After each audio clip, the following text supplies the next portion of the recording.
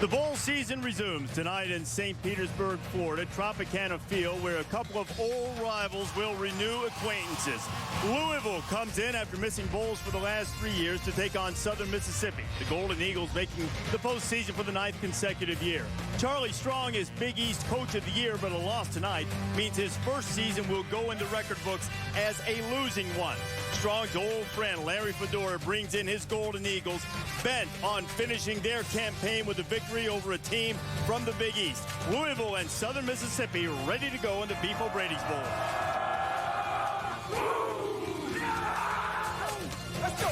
There ain't no way any team from that conference can stay with this bunch for 60 minutes.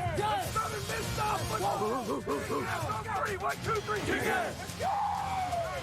And welcome to ESPN's coverage of Capital One Bowl Week. It's the 2010 Beef O'Brady's Bowl, St. Petersburg. Southern Mississippi taking on Louisville from Tropicana Field in St. Petersburg, Florida. And tonight you will see two of the more underappreciated stars in all of college football. Southern Mississippi quarterback Austin Davis, one touchdown pass away from tying the school's career record, currently co-held by Brett Favre. And Bilal Powell of Louisville is 10th in the nation in rushing, 100 yards tonight, and Powell will have the most prolific rushing season in the history of Cardinal football. Glad to have you with us. Beef O'Brady's Bowl, St. Petersburg. Reese Davis, Lou Holtz, and Mark May. Rob Stone is going to join us in just a little bit. Now, these two squads have been in the same conference before in Conference USA. When they were independents, they were rivals as well. So you know that there's going to be a little animosity. It exhibited itself in a dance contest, part of Bowl Festivity Week. The testosterone got flowing. They had to send everybody to their rooms, Lou. One of the things you worry about this time of year is motivation. Shouldn't be in short supply tonight. Well, you worry as a football coach. Everybody wants to go to a bowl. But most teams say, well, it's going to be a victory lap. We had a great year. Let's get on there and play, stay in a nice hotel, eat good food, and it's our reward. However, other teams go there because they have a purpose. For example, Louisville wants to end up with a winning season. Southern Miss wants to end up winning 9 games, which they hadn't done for a while. So these are very motivated teams. They are not here on a victory lap. And for this Louisville football team, what Charlie Strong had to do when he decided in the spring, when he took over this team, we're going to change the mentality of this football team. We're going to go back to fundamental football. And how do you win games? Going back, fundamentally, building blocks. You start with running the football better. They were able to do that this season. You start with stopping the run on defense. Becomes a mindset, physically tough mentally. They were able to do that. They're better at stopping the run this year. And protect your quarterback. Protect this house. They were able to accomplish that. That's another check mark. And win the turnover battle. Mission accomplished. And not only that, 38 sacks on the season for the defense. They're 5th in the nation. Both of these teams have plenty to play for tonight here in St. Petersburg. It will be a great motivating factor for Southern Mississippi when we come back to the Beef O'Brady's Bowl, St. Petersburg, how inspiration has been born of a tragic story for the Golden Eagles. Hi.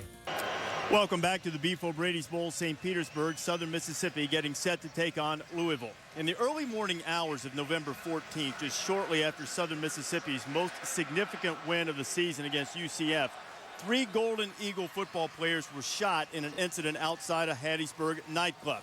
Defensive end Dedrick Jones and linebacker Tim Green have returned to be with their teammates and hope to return to football by sometime next spring. But the third player, linebacker Martez Smith, suffered the most devastating injury of all. Smith was paralyzed from the waist down and is currently undergoing physical therapy in Jackson, but that did not stop Smith from returning for Southern Mississippi's senior day and just a few weeks ago collecting his degree from the University of Southern Mississippi. He's been a great inspiration to his teammates in the way he's handled this tragedy, and certainly it has been a great inspiration to Larry Fedora, who's handled this as well as a coach could be expected to. He's standing by with Rob Stone. Well, Reese, Martez was hoping to be here for the bowl game. He could not make it, Coach, but you had a conversation with him in the locker room before kickoff. He also sent you a fax. What was the message? All he was doing was calling his boys out. He's behind them 100%. Unfortunately, you know, he couldn't make it. The doctors wouldn't release him, but he's here in spirit. He's watching this game right now. This incident, what has it done for your football program? It's pulled this team together. I mean, these guys are a lot closer. They all understand they're not indestructible now, you know, and that life's precious, and you better live every second to the fullest. Coach, we appreciate you joining us live. Thank you. Thanks, Rob. All right, Rob, Larry, thank you very much. You know, there's no manual to handle that type of tragedy, but certainly Southern Mississippi has done as well as one could expect. It's been an inspirational force for Fedora and his entire team. the stories that they told us of spending hours in the hospital, time thereafter, and then the thrill of seeing Tim Green and Dedrick Jones. Green, who you see there, number 43, returned to practice a few days ago, lifted the spirits of this entire program. And our best wishes and thoughts continue with Martez Smith as he fights in his recovery as well. Southern Mississippi won the toss. They deferred. Louisville will receive. Danny Ratman kicks it. We're underway in the Beef O'Brady's Bowl, St. Petersburg. Jeremy Wright returning for the Bill. He'll get it up close to the 30-yard line before he's knocked down, and that's where Louisville will put it in play for the first time tonight. Starting quarterback for the Cardinals is Justin Burke. Burke started the season as a backup to Adam Froman, but has started the last 4 games. He's a transfer from North Carolina State. He's been very efficient in getting the ball out of his hand, making quick decisions, and that's why they've decided to start Burke tonight, though we may also see Froman at some point against Southern Mississippi. 1st and 10.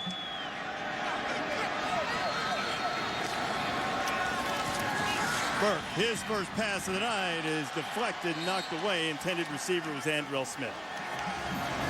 Looking at this Louisville offense, you would think, Coach, that they would come out pounding the ball right off the bat with Bilal Powell, the running back. He's rushed over 1,300 yards this season, but they go to the pass. They're mixing it up already. Their offensive coordinator, Mike Sanford, trying to catch Southern Miss off their toes.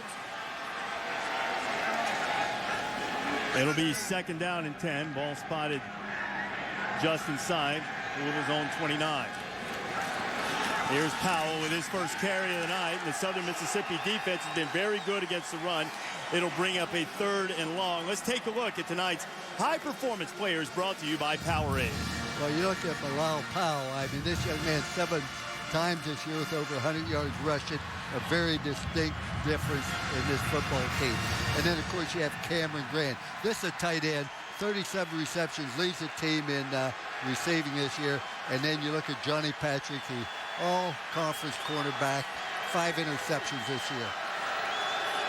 If Burke can't convert this 3rd and 11, we'll be seeing Patrick in just a couple of plays. Burke pressured and brought down. That is Cordero Law, who is wearing Martez Smith's number 32. Law leads Southern Mississippi in tackles for loss. He has 11.5 on the season. This may not be for a loss, but it's an effective one to get the Eagle defense off the field. And what a high motor player Cordero Law is. He wouldn't give up on the play, 100% effort on that play. You're not going to be denied to make a play. And tonight he's been spectacular. It's been the first series. Keep an eye on him.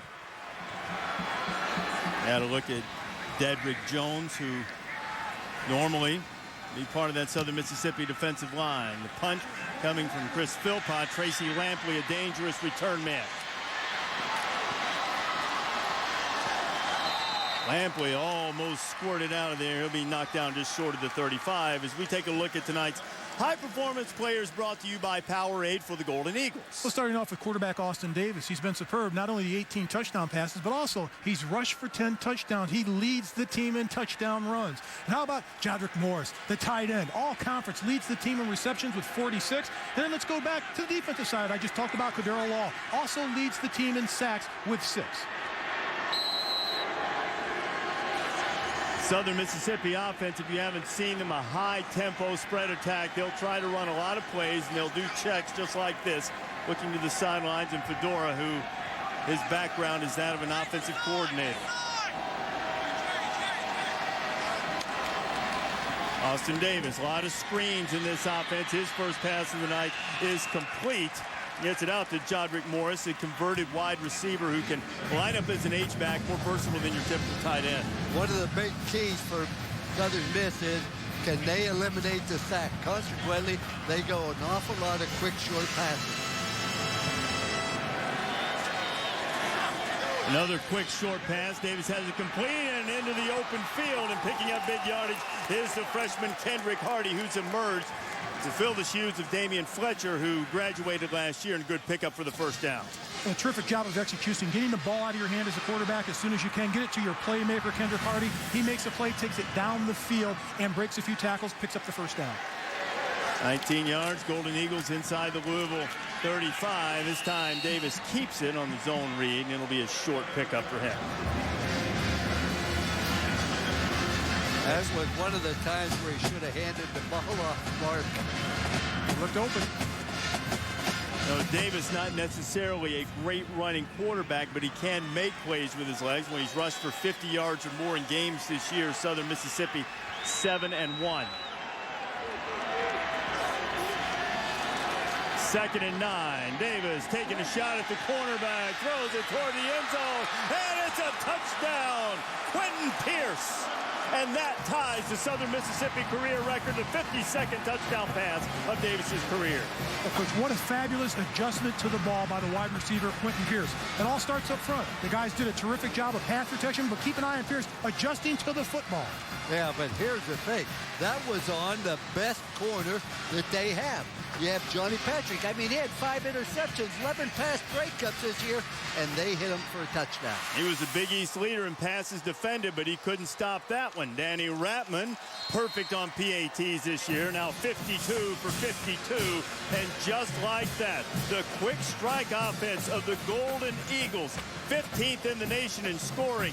Davis told us before he was going to take a shot at some corners. His first shot puts the Golden Eagles on the board in the Beef O'Brady's Bowl, St. Petersburg.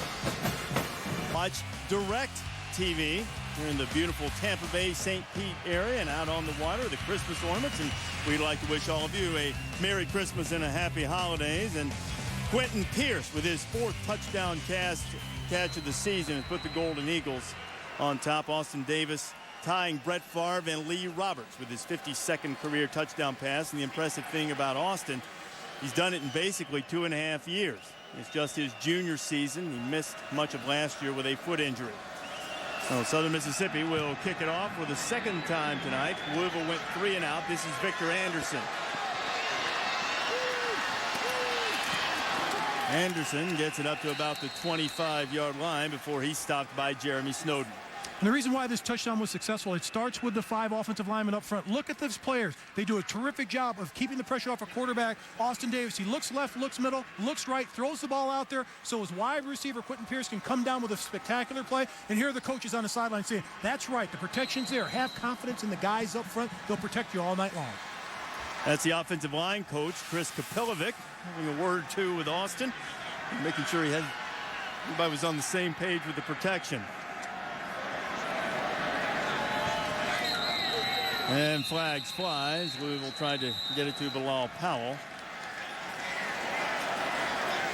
Now referees Charles Lewis. Right of the snap. Ball start offense, number 65. 5-yard penalty, still first down. It was Josh Byron nabbed for the false start as we check in with Rob Stone. Well, Reese, 2 sides to every coaching story, right? On the Louisville side, after that touchdown, defensive coordinator Vance Bedford, head coach Charlie Strong. Long conversation, mano-a-mano between the two of them off the sideline in front of the defensive bench. They were very comforting to Johnny Patrick and the rest of the team. But remember, guys, they told us yesterday it's going to take about 8 to 9 minutes of game time for their defense to adjust to the offensive pace of Southern Miss. 1st and 15, a short completion. Josh Chichester, the big 6'9" tight end, making the grab from Burke. Coach, a guy that's 6'9", why do they keep throwing him the ball down by his belly?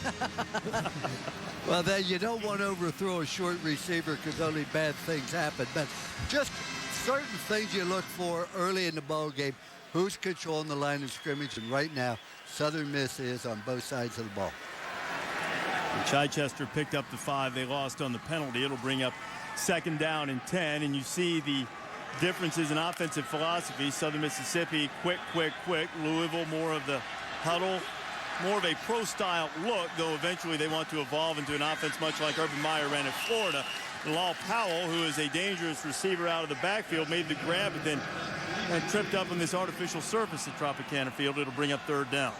That was the old turf monster there, Coach. You'd be amazed at how hard it is to run on that type of turf. You just don't take for granted. And amazing how many people will have turf toe and be out for 6 or 7 weeks because of the same thing we saw there with Powell.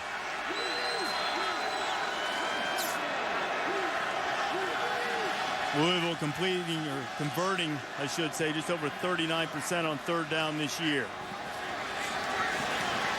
Burke firing into the middle, looking for Chichester. It's incomplete. and the Cardinals will go 3 and out again. Kendrick Presley on the coverage. Again, 6'9". Why are you throwing the ball 3.5 feet off the ground? The guy's 6'9". Throw it up where he can go get it. Well, he's going to go down and get it. He took it one down and get it. You got to cradle the ball. It happens to go through it. He's a pretty good receiver, Mark. He does have 4 touchdown receptions this year. And Chris Philpott, who took over the punting duties for Louisville midway through the season, got off a 36-yarder. And he will punt it away to Tracy Lampley. High kick, Lampley signaling for the fair catch, and he makes it at his own 38-yard line. Bilal Powell has 3 touchdown catches this year and a long of 57 yards. Didn't have a lot of room there, but he found the ground with a trip, and Southern Mississippi with the early lead.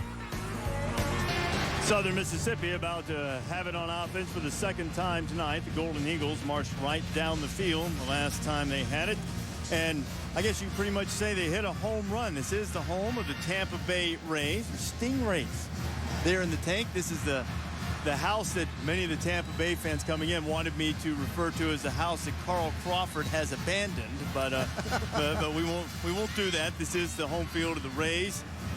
They've set up a great bowl here for Southern Mississippi and Louisville tonight. The Golden Eagles have taken a 7-0 lead.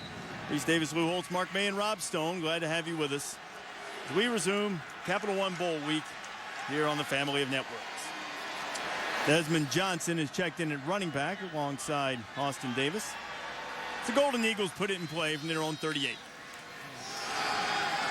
And there goes number 7, Johnson, into the open field and on his way. One play, 62 yards of Golden Eagles, up 13-0. This was an unbalanced line they went to, and Louisville did not adjust to this, Mark. You're going to see they only have 2 linemen on the other side of the ball.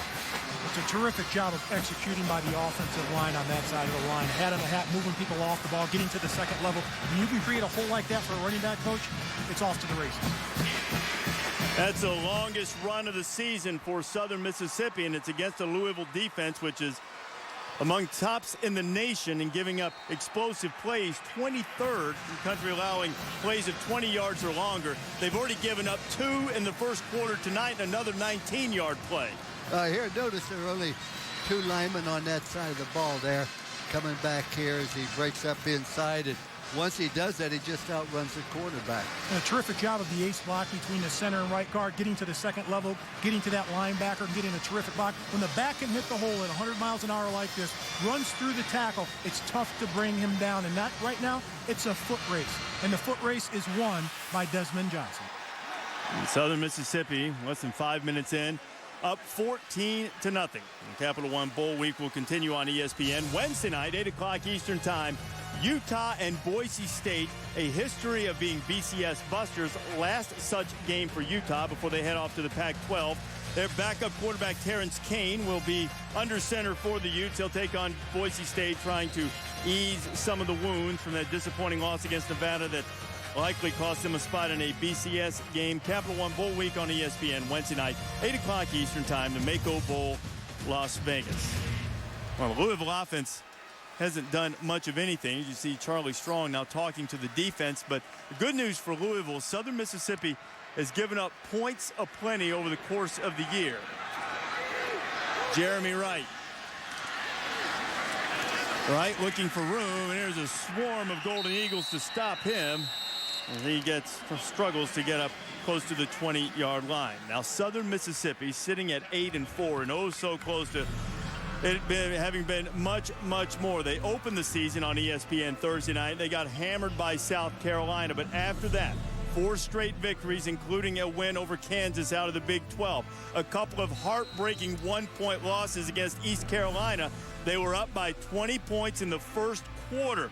The Golden Eagles rallied to make it to a bowl for the 13th time in 14 years. They've had 17 straight winning seasons, 9 straight years in the bowl. And Louisville with a bad snap, and Burke has to track it down, and he can't get it. And now Louisville recovers. Let's see if they stayed out of the end zone.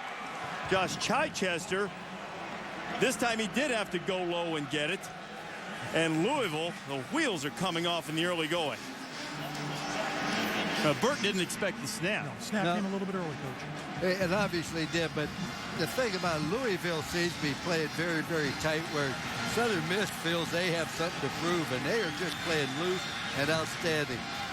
Well, let's look at the guys. I wasn't sure that this ball didn't break the plane and go into the end zone. No. See if Chichester, does he have control of it? He has control of it before. That was a correct call by the official. They're going to try to get out of the shadow of their own goalpost. Bilal Powell now. Southern Mississippi wants a safety on this one. They're not going to get it, I don't think. And stop close to the goal line. It'll be...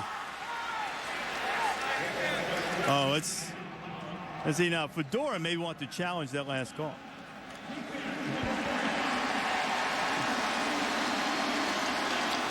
All right, Rashad Verb was called for being offside. Now let's take one more look at Chichester recovering the fumble after the quick snap from Mario Benavidez. Notice he's got it right there. He's got it. He's got it. It's definitely a fine call by the officials. I learned in coaching to always trust the officials. They'll always be right. You never get upset. This Sun Belt Conference crew, led by Charles Lewis, right on top of it. And Louisville right now looking at a play clock that was getting up against them. And the Cardinals have to kind of gain their sea legs here. Southern Mississippi's hit them right in the mouth. They're up by 2 touchdowns. Capital One Bowl Week continues through January 1st. Yet to get a first down as you take a look at Kay Jeweller's storylines. BYU hammered UTEP behind the freshman Jake Heaps. Fresno State barely showed up in Boise for the U-Drove Humanitarian Bowl. And Troy, out of the Sun Belt, took care of Ohio in the R+L Carriers New Orleans Bowl. Corey Robinson with a huge day, bowl record 387 yards passing. Louisville looking at a 2nd and 22 after a bad snap has put them in the shadow of their own goalpost, or perhaps more accurately an early snap. Justin Berg firing, and again it's incomplete. It'll be 3rd and Orlando for the first down. Coach, it just seems the intensity level is definitely different for both teams right here. No doubt. The one thing that you wonder is how much respect you have for your opponent. And sometimes that comes out, whether it be at a party, at a dance, or particularly on the football field. One thing's obvious. Southern Miss wanted to send a message to Louisville tonight. Here's Louisville's third down play. Their average distance to gain the first down has been 14 yards. This one, 22 needed. Now the play clock's up against Burke, 3 seconds left. Justin gets it away. He'll take a shot deep, looking, and almost intercepted as Andrell Smith was trying to grab it. They're on the coverage for Southern Mississippi, and almost taking that one away is Marquise Wheaton. One of the great things is finally a defensive back played the ball instead of playing the defender and getting called for pass interference. Watch how he plays this ball, Mark. Terrific job of turning and facing the ball and getting his hands on it. Almost came down with the interception. 3 and outs for Louisville, and as bad as Southern Mississippi has been in terms of giving up points, they are in the top 10 in the country in 3rd down defense. Lampley backpedaling inside his own 45. He makes the fair catch, and Southern Mississippi again will have excellent field position. And hey, look, Southern Mississippi, guys, they've given up leads this year. I mean, they've given up a ton of points. But Louisville's offense is not built that way. It's pretty imperative, one would think. I know it's early, but for the Cardinals to get a stop here. It definitely is. They're built by running the football first and foremost, establishing the run. Now they're playing catch-up, so they're going to have to figure out a way to score points. But the key is, right here, for Louisville, they've got to get a stop on Southern Miss's offense. They've got to build confidence, Coach. They've got to stop their offense, get the ball back, and move the ball offensively. I think Louisville can still run the ball, but they got to control the line of scrimmage, and that's what they're not doing. Well, now we have 2 early snaps. Austin Davis wasn't ready for it, and he'll have to fall on it at his own 30-yard line as we check in with John Saunders. Well, Reese, as you know, the Lady Huskies trying for their 89th consecutive win.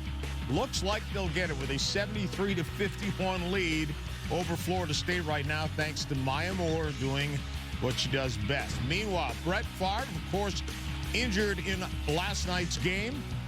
Apparently, he will not be placed on injured reserve and could be available for the Eagles or the Lions. Back to you. All right, John, and Favre's alma mater's up 14-0, and the man who just tied Favre's career touchdown pass mark, Austin Davis, fires high. And now Southern Mississippi will look at a 3rd and 24 after Davis's first incomplete pass of the night. And for Louisville, they need a series like this. If they can stop them there and get the ball back in good field position, right back in it. Favre, who had 52 touchdown passes as a Golden Eagle, as did Lee Roberts. Davis going to erase that mark. He still has another year in Hattiesburg. 3rd down. Wide open man, and Louisville very fortunate that that didn't go to Deion Hodges for a huge gain. Instead, the Golden Eagles will have to punt. Now, this is where Louisville can get the momentum, Mark. They're 19th in the country in punt returns. They have a very, very explosive young man back there. So Peter Boehm will punt it away for the Golden Eagles. He's a sophomore from Birmingham, Alabama, averaging just over 39 yards per punt. Doug Beaumont back to return for Louisville.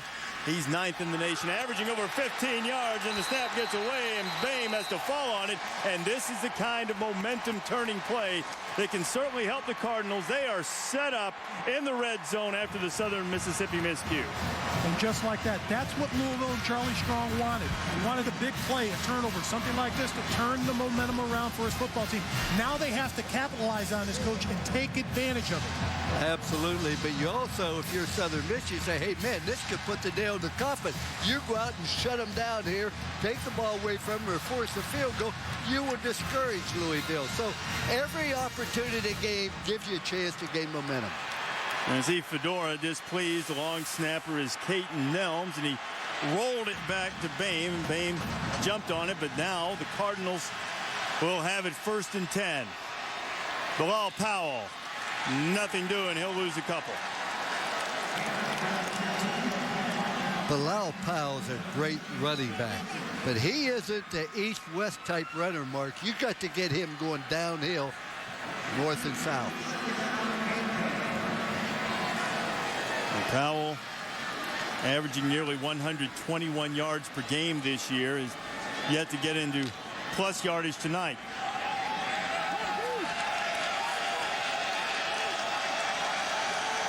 Ball is on the 15, 2nd and 12. Burke, Beaumont. Doug looking for some running room, fighting his way, and Beaumont's still on his feet, and the ball came loose. Southern Mississippi says they have it, and they do. Ronnie Thornton recovers the fumble. The ball must be riveted to your rib cage, particularly in the red zone. You have to come away with points. I know the extra efforts there trying to score, but you must protect the football. But just like you say, you're going to see it here, trying to make a great effort. But Southern Miss sends a message by creating a turnover. Take the ball away. Clearly a fumble, not close to being down. Excellent hands by Thornton, the junior from Miami, Florida. So the low snap certainly flipped the field against Southern Mississippi, but at least for the time being, it has not cost the Golden Eagles any points. Plenty of action a little over halfway through the first quarter. Kendrick Hardy has returned at running back, and you'll see the Golden Eagles under center for a rare time. This is the way they're lined up at the moment. Hardy. Freshman will fight his way out close to the 7-yard line. I like the mental attitude right now of Southern Miss on both sides of the ball in the trenches, because they're winning that battle in the trenches on both sides of the football. And what is surprising is Louisville has 4 seniors in that offensive line. Zone read. Hardy has it, and he crashes his way over the 10-yard line. He'll be 1 or 2 short of the first down. B.J. Butler on the stop. It'll bring up 3rd down for the Golden Eagles. We have a player down. That is Thomas Edenfield. Edenfield, a junior from Jacksonville, Florida. Rotates in at the right tackle spot with Darius Barnes, and there is Barnes, who is listed as the starter. Those two guys both get plenty of playing time, both rangy guys with good feet, and Edenfield's on his feet and headed toward the Golden Eagles sideline. He's a tough guy. He's an offensive lineman. He'll shake it off. Some of them are tough. Some are tougher than others. That's true. What about the one to your immediate right, Lou? I think he was more of a finesse guy. You know, he likes to do a lot of things with talk. I didn't win the Conrad Doble Award multiple times for nothing. Oh, and then I went to the dirtiest player in the league, didn't it? The most aggressive player. I always thought he showed a lot of finesse on those leg whips. But I'll tell you what's amazing. They've got 9 yards in 2 attempts. Southern Miss on this attempt. Now Davis will push it forward and try to get it out across that yellow line for the first down. And from the way the Sunbelt crew is marking it, I think the Golden Eagles are going to move the chains, at least based on the initial spot, and they do.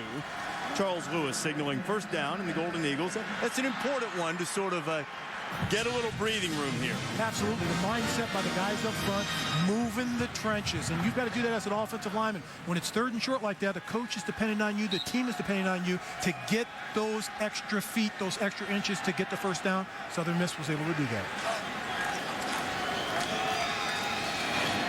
And then on the zone read, Hardy had it. He gets it out to about the 15-yard line. That'll be a pickup of 1.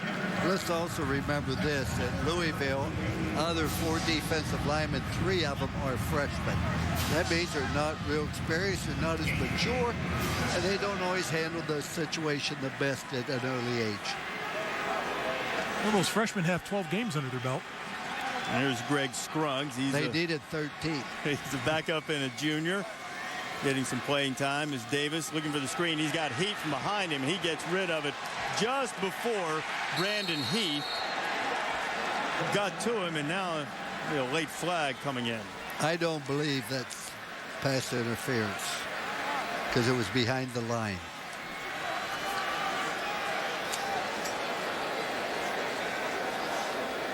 And Sunbelt crew will talk it over.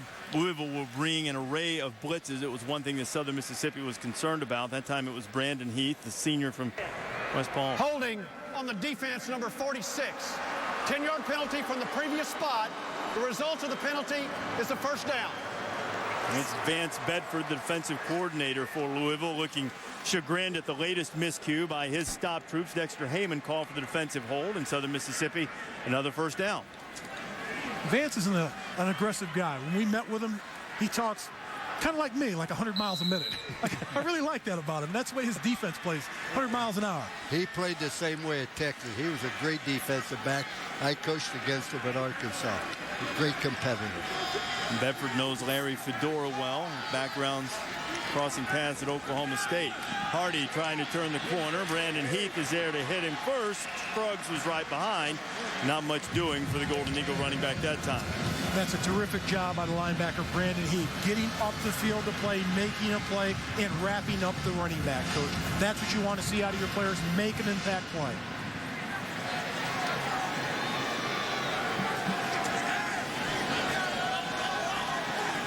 Heath came into the game, as you saw, with 59 tackles. Now Davis on second down. A slant pass is complete and right on the money that beat Bobby Burns to the inside, and making the catch, I believe, was Jonathan Massey. You're going to see a quick slant. Throws it to the second guy. Perfectly executed. Check, that was not 19 Massey. It was 18 Dominique Sullivan who's into the game. Davis keeps it on the zone read, and he'll get it out to about the 38-yard line. As you're sitting here looking at this, Mark, every play looks like it has a chance to break out. Every pass looks like there's a guy going to be wide open thus far with Southern Miss. I think it's the tempo of their offense because it's such a hurry-up offense. They're up there. They're down the line of scrimmage. They're getting the play called. They're running the play. They're getting back up on the line of scrimmage, running another play. And it keeps you on your heels as a defense.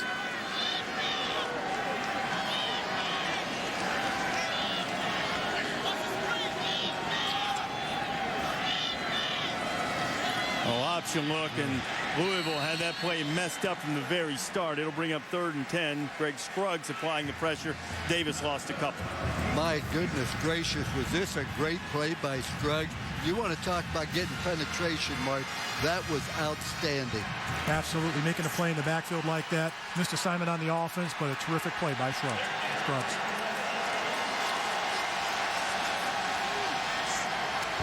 So 3rd and a long 10. You can call it 11. Blitz coming from Davis's right. He's going to take another shot up top looking for Pierce, and this time Patrick had him all covered up. It'll be 4th down. That was a nice play by Patrick that time. He played the ball, got the receiver on his hip. Tremendous play. There you see why he's such an outstanding corner. You're going to see it again here. Notice how he sees him now. He's going to turn, play the ball right here. Perfectly executed. Quinn Pierce beat Patrick for the touchdown earlier. First touchdown of the game, but this time Patrick, who's headed to the Senior Bowl after the season, got the better of it. Boehm to punt it away to Beaumont. Ball will roll inside the 20 and down around to the 25 and down to the 20-yard line, and that is where Louisville will put it into play. Late in the first quarter here in St. Petersburg, the Beef O'Brady's Bowl, St. Petersburg. Reese Davis, Lou Holtz, Mark May, and Rob Stone with you. Southern Mississippi, an early punch in the mouth, a chance to get more, but they really avoided letting Louisville back in the game with the stop down here in the goal line. Well, as we said, when you get a turnover, it gives your football team a chance to say, let's go in and stop now. We'll really discourage them. That's exactly what they've done. They have controlled the line of scrimmage completely. I think that's been impressive by them. Not only that, this is a Southern Miss offense. In 7 out of their last 8 games, they scored 40 points or more, so they're used to scoring points in bunches. Play fake to Powell, and Burt gets it out to Beaumont, and Beaumont, who had the fumble inside the 5 in the last possession, chased out of bounds by C.J. Bailey, and DeVille, probably the most positive play they've had on offense tonight. They pick up the 1st down.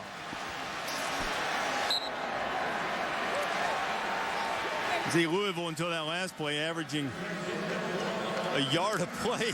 Wow. Southern Mississippi's had big plays. Had the 62-yard touchdown run, which followed a 32-yard touchdown pass.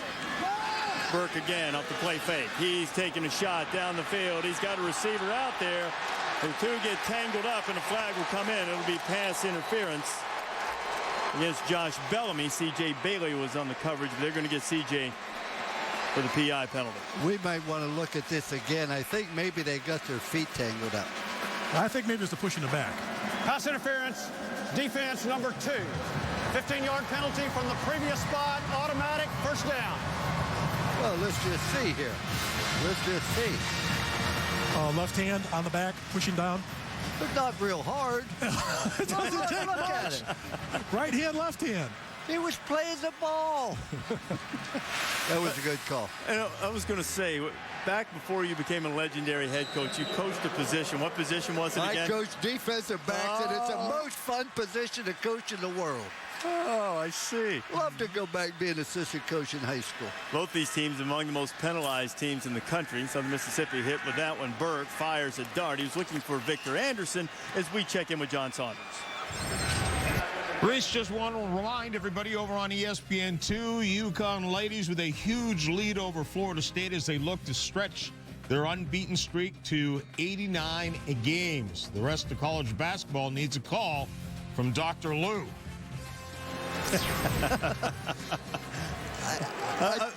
89 in a row. That is a lot of games. I was going to say that the deficit, the talent gap, might not be able to be overcome in one session with Dr. Lou. 2nd and 10. Burke looking for Bellamy on the slant, and Bellamy pulled up a little bit, and Bailey gave him a little love tap. It'll be 3rd and 10. On the subject of winning streaks, do you remember what your longest winning streak was? 23 in a row at Notre Dame. It still stands, and 16 in a row on the road. What was your longest winning streak, Mark? 3 Super Bowls. That's a winning streak enough for me. That's an impressive winning streak. And you had a look at some of the television monitors inside Tropicana Field. You saw Gino Auriemmas. His team is about to finish off Florida State over on ESPN2. Here, Justin Burke is trying to convert a 3rd and 10. Gets a little pressure. He threw it, and he hit his man right in the chest, Andrell Smith. It was in traffic. Ronnie Thornton was on the coverage. Smith couldn't hang on, and Louisville will have to punt it away again. Louisville did not try a run on that whole series. I totally agree with you. I saw that series, and I thought for sure at least one of those plays would be a run. Your bread and butter is your running game. You're close to midfield. Go ahead. Run the football at least once. You've got one of the best running backs in the nation. Well, so far, Louisville has run it 4 times and thrown it 11. Philpott now punting for the 4th time tonight. Perhaps that's no coincidence. Lampley trying to get his teammates out of there. There's a flag that goes down right about where Lampley was standing. He was trying to clear guys out. Philpott got off a nice punt, but we'll see what the result of the penalty is and where it leaves Southern Mississippi for this possession, as we've just gone inside 2 minutes to play in the first quarter.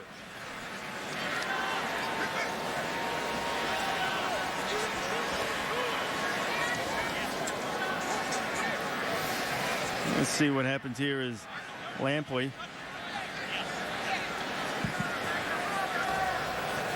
There is no foul for illegal contact.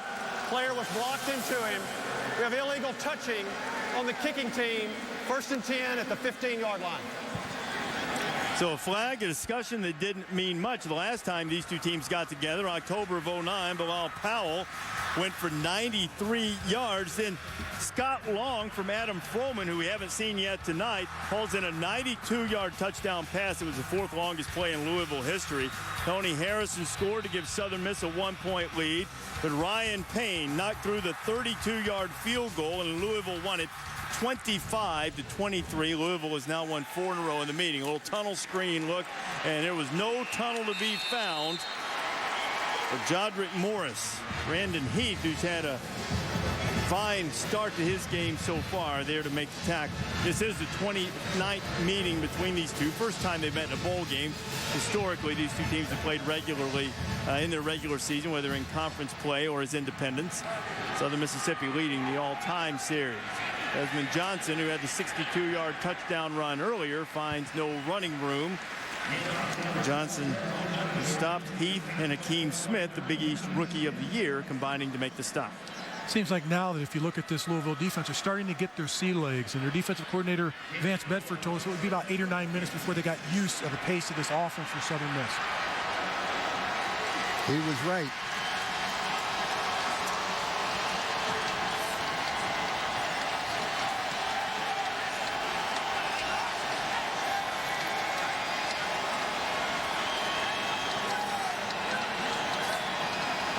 Third and 6. There's a hole on the side. See if there's a flag that comes out. Davis scrambled his way up across the 20-yard line. B.J. Butler was there to get him. Why are you staring at me that way, Mayday? Did you see a flag? I don't have to see no a flag to no see that. Well, either that or it looked like a Christmas hug. Yeah, I was going to say it looked like a couple of friends who hadn't seen one another in a very long time. But I tell you what, that was great protection. He had time to throw the ball, but also very, very good coverage. So Boehm will punt it away as we come down to the final seconds of the first quarter. Very productive one for Southern Mississippi. A low line drive punt at Beaumont Fields. He bobbled in the first hit, now finds a little seam, and he took a big hit, but he did get it into Southern Mississippi territory. Andrew Burns delivered the tackle. Second quarter coming. DeVille has it in USM territory. Don't just watch TV.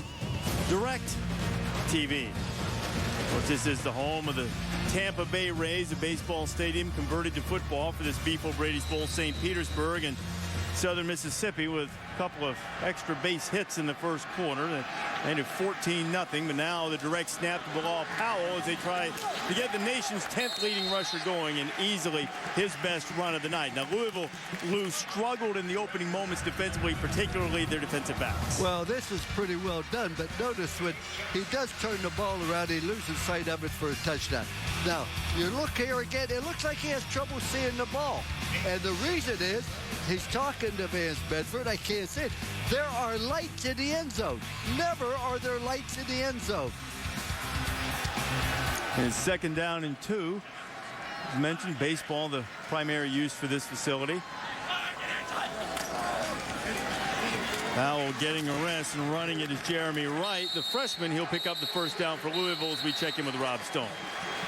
We talk about those lights. You can see this long, narrow bank of lights. It's only in this one end zone, guys, and that's what the Louisville D-backs were looking back to. During warm-up, some of the punt returners were trying to field punts, and there's this one little instance, guys, one little snap where you're trying to follow the ball and the flight, and once it hits that light, you lose it momentarily, and your eyeballs lose it too. You literally have to blink to kind of clear your eyes again, and then you can find it again. But there's that one little window that you lose it because of that bank of lights. Another carry for the young running back, Jeremy Wright. Freshman from Claremont, Florida. Corey Williams there to stop him for the Golden Eagles. And it is the year with the Christmas story coming. I guess the leg lamp is a part of the festivities from Southern Mississippi and a tribute to Tracy Lampley. We saw the sign in the stands.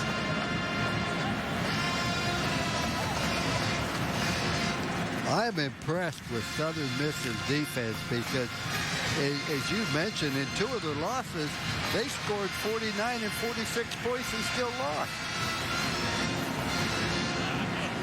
2nd down and 10. Burke firing complete. He's got his man Cameron Graham, who led the Big East in receptions by a tight end. He's swarmed under by a host of Golden Eagle defenders. Darren Wilson among those there.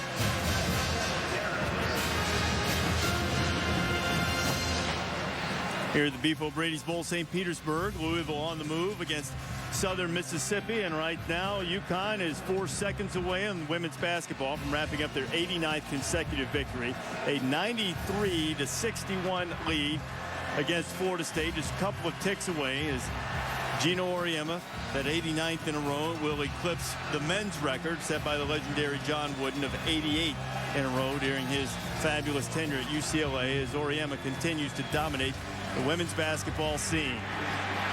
Justin Burke running out of the pocket. Burke going for Louisville. He's inside the 10. It'll be 1st and goal for the Cardinals. A 19-yard pickup, and Louisville has a chance to get on the board as Auriemma and the Huskies just gone final now. 89 consecutive wins. Maya Moore and that spectacular juggernaut that Auriemma has put together in stores continuing to win. 89 consecutive. Auriemma, of course, they're the reigning national champions and hoping to follow it with yet another title. Here, Louisville trying to get back in this game after falling behind by a couple of touchdowns. Plenty of movement up front. Golden Eagles storming into the backfield. And we'll see if Southern Mississippi was drawn offside. False start offense, number 70. 5-yard penalty, still 1st down. Conrad Thomas called for the false start. Now here are the longest NCAA men's and women's basketball streaks. Auriemma and UConn, they haven't lost since the national semifinals in 2008. 89 consecutive victories, and now Auriemma holds 2 of the 3 longest streaks in the history of the sport. You consider both men's and women's streaks. And San Francisco, that was where Bill Russell and the outstanding guard played. And Burke on 1st down, firing, and he was looking for Wright out of the backfield. Wright took a shot. It'll be 2nd down. For Justin Burke here, he gets enough time, gets a little pressure late, but that's a ball that you need to catch.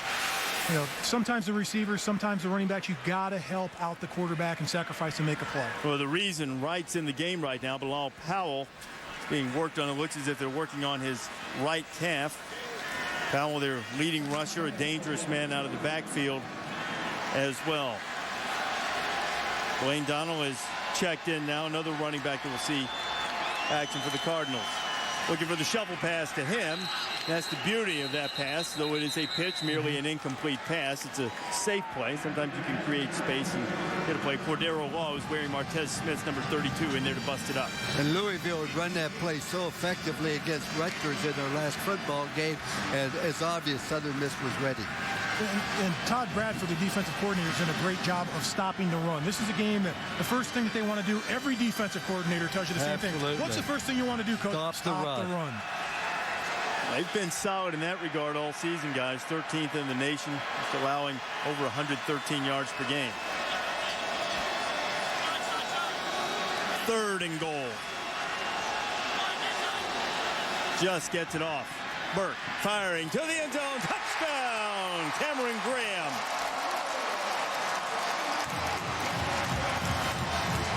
And notice He did not throw it real high, Mark. Well, he didn't have to because that was a tight end, Cameron Grant. He's only 6'4". But this play all starts with the guys up front, the offensive line. Great pass protection, allowing your quarterback, Justin Burke, to look around, go to your second receiver that you're targeting, and get it to your tight end. Chris Philpott knocks through the extra point. Graham with his 5th touchdown catch of the year. And all Big East tight end makes the grab and gets Louisville's offense going. A nifty route, good hands, and Louisville, after getting smacked around early, fighting back. It's 14-7. Louisville has got its first touchdown of the night. Justin Burke to Cameron Graham. It's after Southern Mississippi had jumped on top 14-0. And now we have a 1-touchdown game early in the second quarter. Beef O'Brady's Bowl, St. Petersburg. Reese Davis, Lou Holtz, Mark May, and Rob Stone. Glad you're spending some of this holiday season with us. ESPN's coverage of Capital One Bowl week. Chris Philpott set to kick it off for the Ville. Francisco Llanos and Reggie Hunt, the deep men for the Golden Eagles.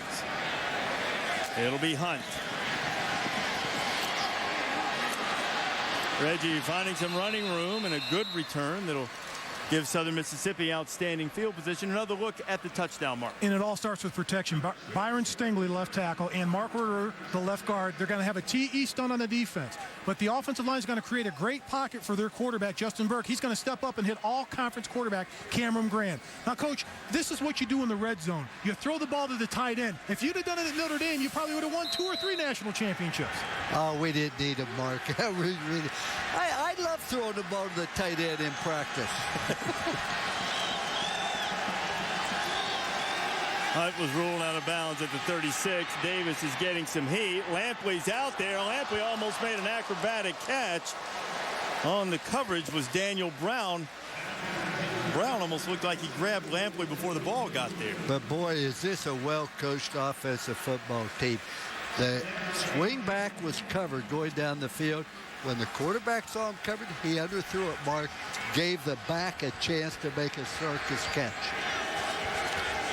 Southern Mississippi has struggled in recent drives. DeAndre Brown, big wide receiver, making the catch on the quick screen. And Brown is a guy who came into this season as a potential All-American at wide receiver. He was a freshman All-American in 2008. But DeAndre, some lackluster play early in the season. Then has suffered some leg injuries, had a some bone spurs removed from his lower leg, and as a result has played in only 5 games, but he is a big-time talent, number 5, a wide receiver for the Golden Eagles.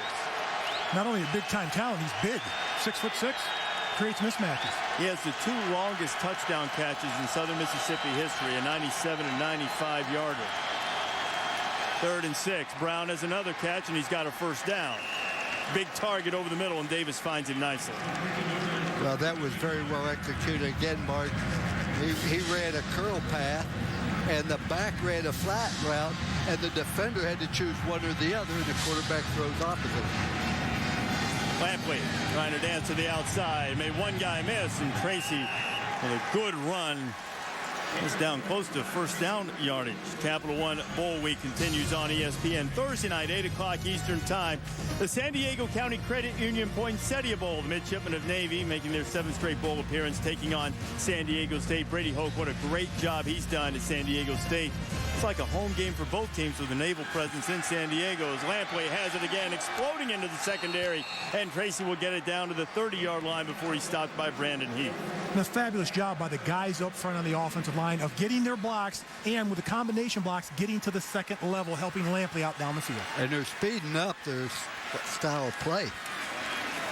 Davis. Austin gets it inside the 25 and down to about the 22-yard line before he's stopped by Rodney Knapp.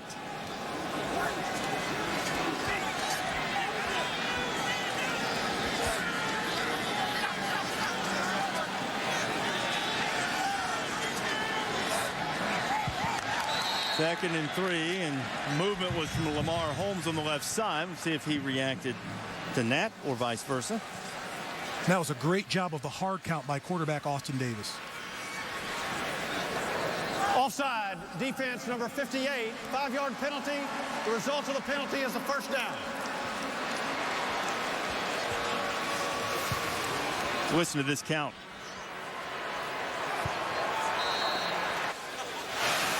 And that jumped into the face of Holmes. He reacted. 5-yard penalty moves the chains.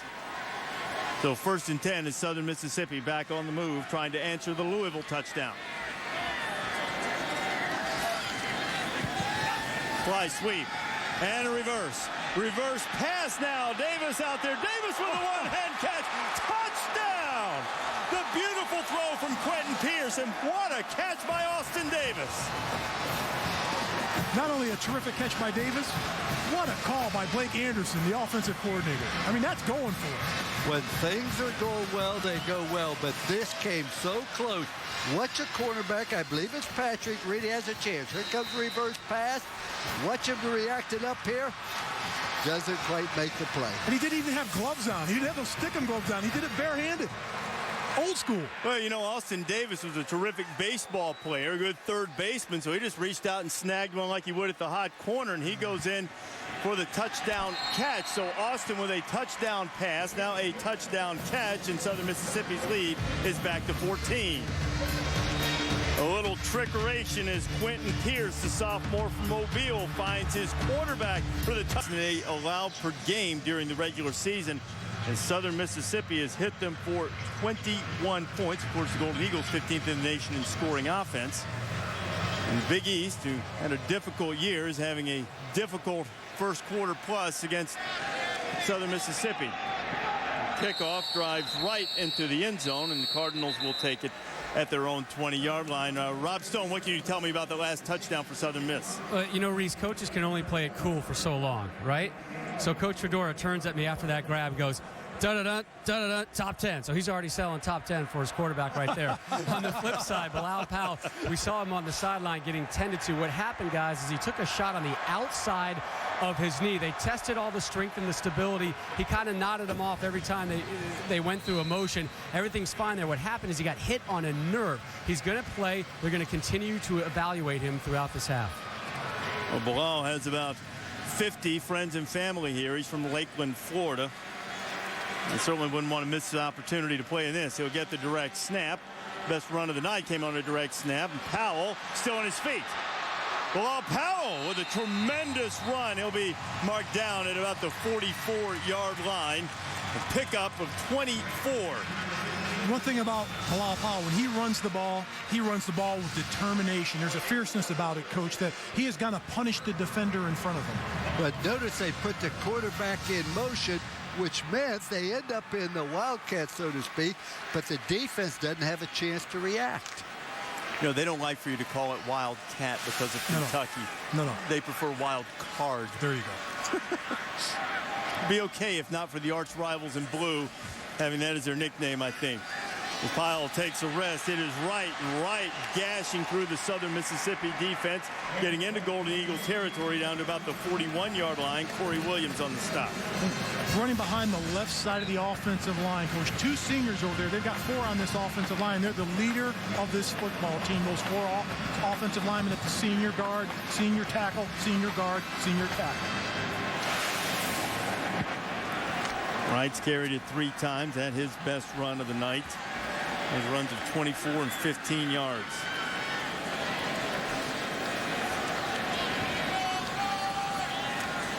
Play fake.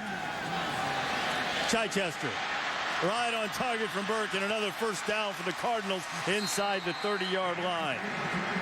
So Louisville now answering the drive from Southern Mississippi with a drive of its own as Chichester picks up a dozen. It's amazing, Mark. You make a few runs, and then all of a sudden the play-action pass opens up like this. Those linebackers have to step up and respect the running game of Louisville. Doesn't matter who's carrying the ball with that big physical offensive line, they have to respect the run, even if it's a fake. Again, Burke in motion, direct snap to Powell.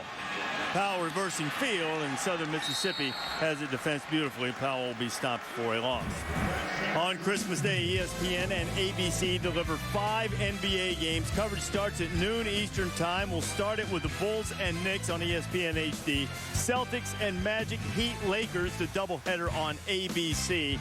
Then the Nuggets and the Thunder, 8 o'clock Eastern, capped off by the Blazers and the Warriors.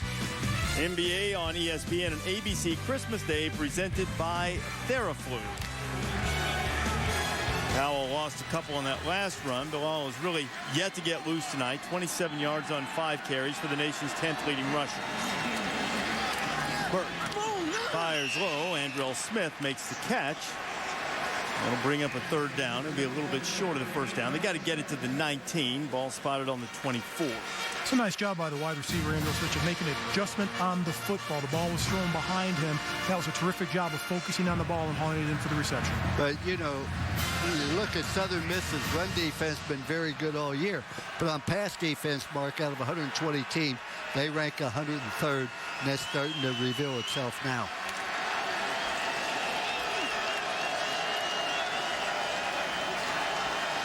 Third down and 5.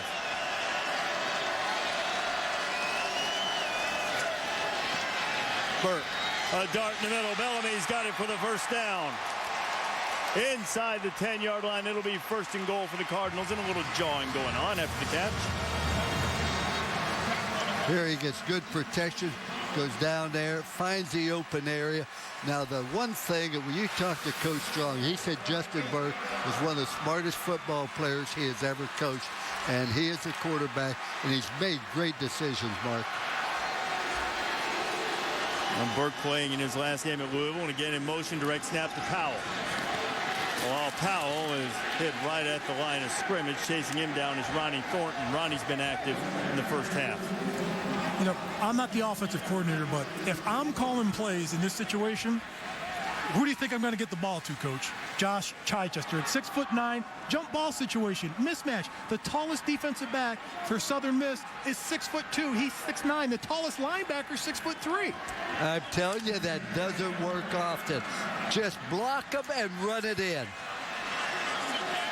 That's what they wanted to do on the last one. But they didn't block. Sure. Burke to throw. Justin chased down, hit, and wrapped up at about the 10-yard line. It'll bring up 3rd and goal. Anthony Gray was applying pressure and had help from his friends in short order. I really like the energy from this defense from Southern Mississippi. They get after it. They're a high-energy group making plays out there. Really excited to be here.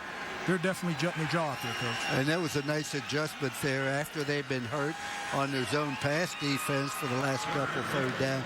They went that time in to man coverage. This is a face mask. There's John Henderson in there that might have gotten a piece of Burke's face mask. Burke handles a little bit of a wide snap. Justin firing to the end zone. Traffic. Touchdown, Chichester. Was that high enough for you, Mark? Wasn't high enough, but got the job done. Hey, I will tell you, that was a great throw. That was a little questionable throw because that wasn't a lot of window opening there, Mark. But the thing is, when you're 6'9", 240, and you've got a big body like this, you shield yourself in front of the defenders. Look at Chichester turn right there. Goes up and gets the ball. Their man coverage. Now, he had 4 touchdown passes coming into this game as far as receptions. This is the type of game I thought would have 21-14, good offense, good defense on both sides. A 9-play, 80-yard drive as Louisville answers the Southern Mississippi touchdown. The big tight end Chichester with the grab, and the Cardinals are down by 7. Josh Chichester. That's the quickest way to get on TV right there. Kiss up to the camera crew. Well worth it, though. We have the best camera crew in the business with this guy. All of these guys do a tremendous job to give you looks inside this normal baseball arena. Turn for football tonight. Southern Mississippi started off quickly. Louisville couldn't do anything on offense in the first quarter, but the Cardinals sort of found a rhythm against this Golden Eagle defense, and they're back in the game down 21-14 as Reggie Hunt takes the kickoff for Southern Mississippi. And Hunt not quite getting it back to the 20-yard line, so a long field in front of the Golden Eagles as the rocking camera crew is working Tropicana Field tonight. Old school cameras here. In St. Petersburg area, Tropicana Field, where the Golden Eagles of Southern Mississippi dropped an early hammer on Louisville, but the Cardinals have fought back. 21-14. It's inside 5 minutes to go in the first half. Golden Eagles have the ball back inside their own 20. Austin Davis wide open, and he hit his man right in the hands. Kelvin Bolden, fastest player on the team, and they call him Peanut, and he couldn't hang on to the football. Got to catch it before you can run with it. One adjustment that Louisville's made, they're now playing predominantly a three-man line with 3 linebackers and 5 defensive backs. This is unusual because they've always been a 4-man line, but they're running a defense very similar to what West Virginia runs, a 3-3-5.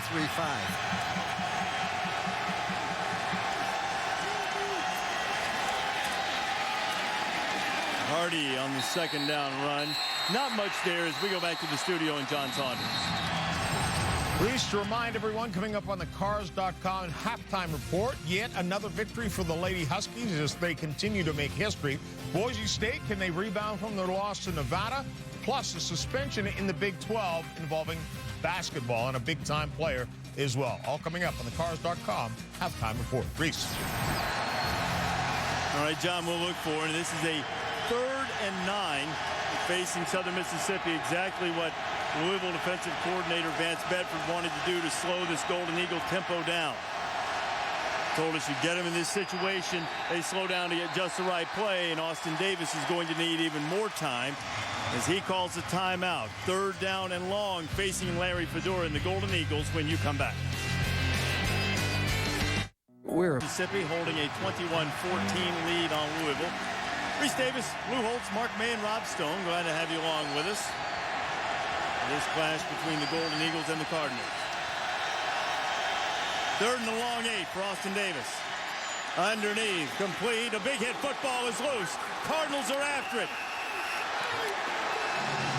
And they got it.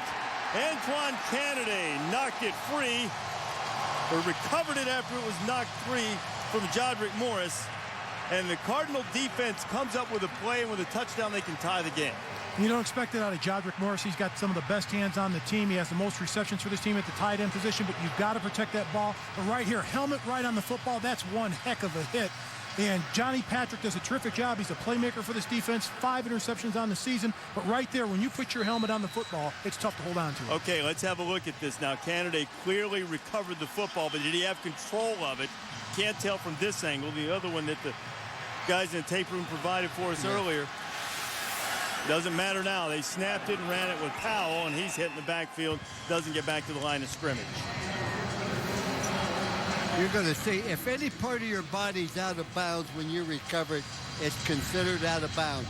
Obviously, he ruled he was completely in bounds when he had control of the ball. Official standing right over the top of it. Powell lost 2 on the first play after the fumble recovery. Inside, 3 minutes to go in the first half. Burke down the middle. Bellamy makes the grab at the 15. It'll be a first down for Louisville. Coach, what's impressive about Justin Burke is on the play fakes, on play action, he carries out the fake. And that's a terrific job because it freezes the linebackers. It makes them step up and respect the run. Very good point, Mark. And he also carries out the fake when it is an actual run. Well, Southern Mississippi pass defense, as you guys have mentioned, has been suspect all year. And Burke starting to find his rhythm. He's hit his last 6 passes.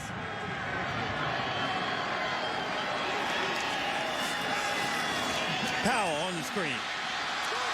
Bilal Powell inside the 10 and down to about the 6-yard line. He'll be just short of the first down. That was a terrific job of operation on that screen. Crossing in front, getting it all cleared out. The offensive line did a good job of holding up and getting down the field, getting some blocks. People think a screen pass is so easy, but boy, you need the timing. The lineman got to be in the right position, and the back's got to catch the ball after faking a block. Very difficult to do, but very well executed that time. Headed toward 90 seconds to play in the half.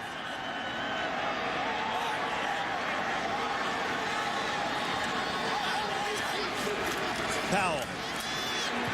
Bilal Powell at the cut, driving toward the end zone. Touchdown, Louisville. Boy, is that Louisville bench alive now.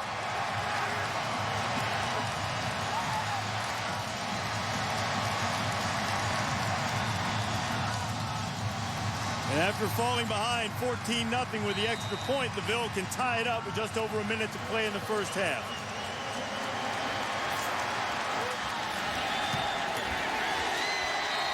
Philpott knocks it through, and Powell, with his 11th rushing touchdown of the season, had a little trouble getting started tonight.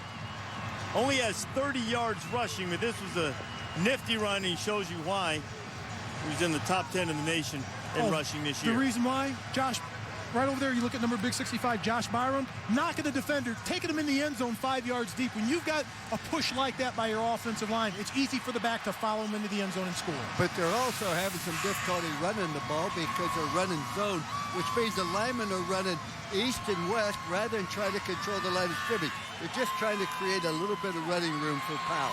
Well, the Powell driver has Louisville back in this game tied at 21. Now, you always talk about the last 5 minutes of the first half, first 5 minutes of the second half. How important is this last minute 18 for Southern Mississippi? It's important they don't make a mistake and allow them to win with a halftime deficit. But I want to tell you, that Louisville bench, they are alive. They're excited. They were down 21-7. They were down 14-0. All of a sudden, we're going in tied. It's going to be a 30-minute game. How great can that be? And they just kept grinding away, and they went back to their bread and butter, their running game. You know, Justin Burke, too, has played very well. This is a young man who was a highly recruited guy coming out of high school. He went to North Carolina State. Wasn't going to get the opportunity to play. He was beaten out there and came to Louisville. Didn't start this year, but over the last 4 games he started, played very well in the first half tonight. Couple of touchdown passes. And the kickoff, the drive hunt into the end zone, and Southern Mississippi will start on their 20. Last 3 possessions led by Justin Burke have resulted in Louisville touchdowns. Well, the thing Charlie said, Mark, was he's such a smart player. He makes good choices, and he has good control of the game. He just controls the formation, the plays, the checkoffs, etc. They called him the older guy or the old guy. When he walked into the meeting room with that beard, I thought he was one of the coaches. You know, Mike Sanford told us, he acts like he's older than me sometimes. And Justin Sanford, really the first time in his life after this game, he doesn't really know what he's going to do. He has his degree, contemplating perhaps going into coaching. He has a mentality for the game on the zone read. Whistle stopped, and I think the Eagles are going to be called for a false start. Prior to the snap, false start offense, number 72. 5-yard penalty, still first down. False start was called on Lamar Holmes. You know, the hotel where Louisville is staying, the Renaissance Vinoy, beautiful hotel. We were down there for meetings the other day, but legend has it that it's haunted. Some of the ghost chasing shows on television claim that it's haunted. They go in to try to find the ghost. Justin Burke wanted to be on the supposedly haunted 5th floor to see the ghost. Other guys didn't. I noticed you didn't go anywhere close to the 5th floor, Mayday, when we were over there yesterday. I've got a bridge to nowhere to sell you. Are you interested in it? You believe that stuff, huh? No, not really. I was just relaying the story. Johnson had a 62-yard touchdown run earlier in the half, is in the Louisville secondary, and he's across the 40. And okay, now, first down, pretty good field position. Does this change your offensive strategy? Absolutely. You open it up now. You just open it up, throw it all over, use your timeout, because now you're going to score or nobody's going to score. Johnson has it again. Johnson into Louisville territory. The clock will stop to move the chains. Another first down. And remember, Southern Mississippi gets the ball first to start the second half, so you'd have 2 possessions in a row should they turn this possession into points, but only 40 seconds with which to work and a couple of timeouts.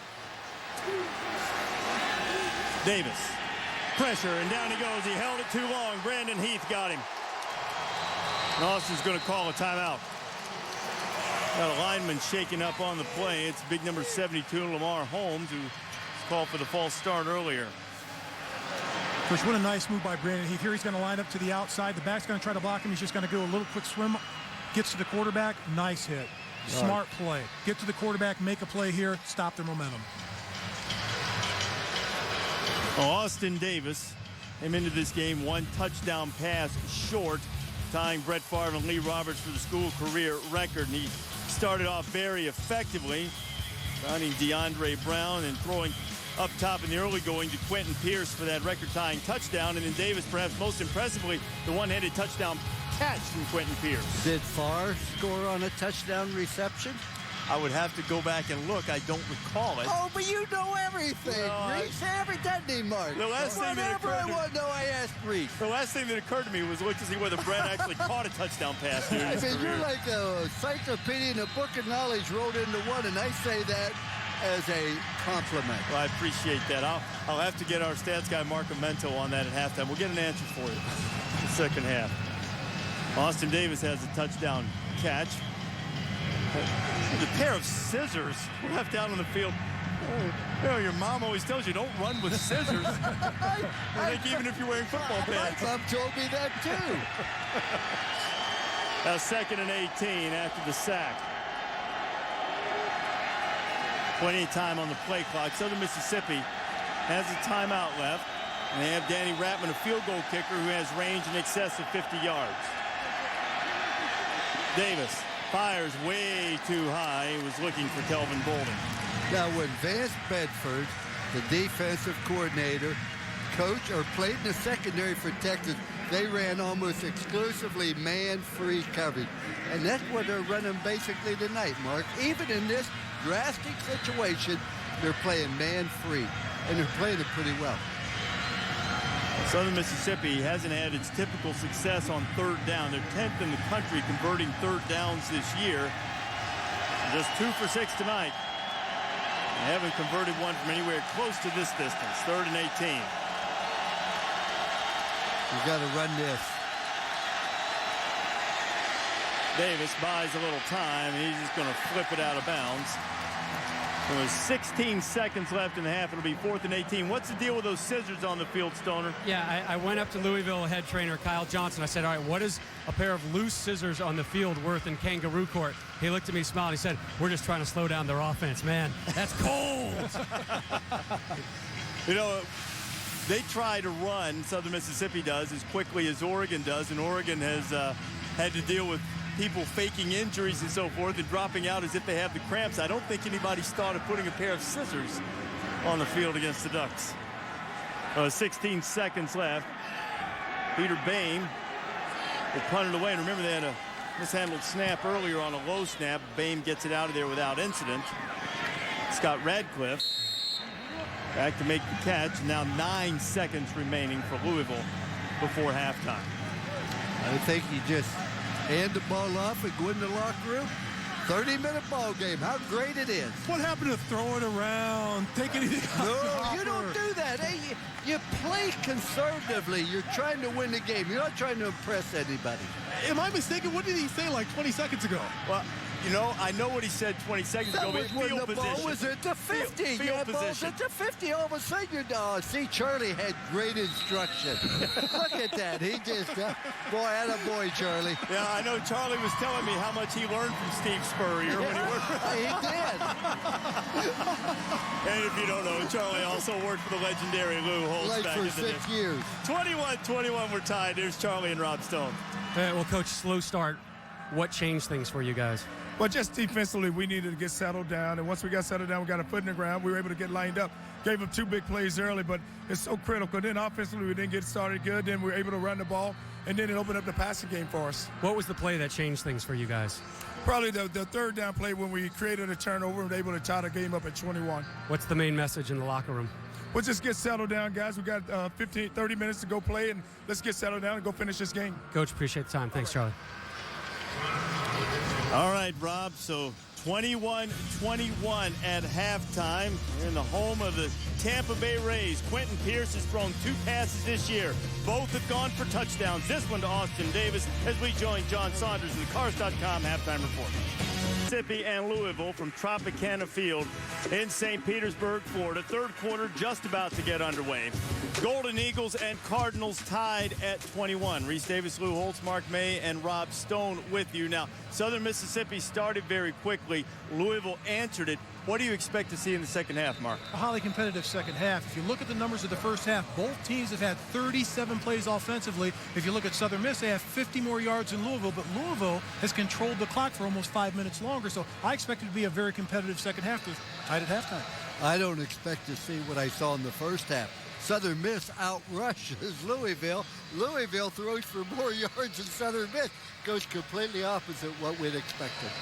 It's Justin Burke, the quarterback for Louisville, playing in his final game as a Cardinal. He has hit his last 7 passes.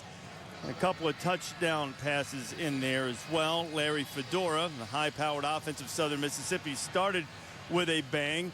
105 yards rushing. Had to take away some sack yards late in the half. They did have a 62-yard touchdown run from Desmond Johnson among that. And we are underway as the Golden Eagles will get the ball first to start the second half. Reggie Hunt. And Hunt had a little bit of an alley, but he was tripped up by the wide receiver Josh Bellamy down on special teams. And Bellamy, who's made some nice catches tonight, perhaps prevented a sizable return from Hunt. Now, Austin Davis, junior quarterback for the Golden Eagles, had a very good first half, 9 of 16, passing through a touchdown pass, caught another one. And Lou, to the best of our knowledge, we consulted with Southern Mississippi on this. They do not believe that Brett Favre ever caught a touchdown pass. Well, that puts him ahead of them then. He tied him with career touchdown tosses with the strike to Quentin Pierce in the first half. Davis will carry it. First play of the third quarter, and he gets out across the 25-yard line.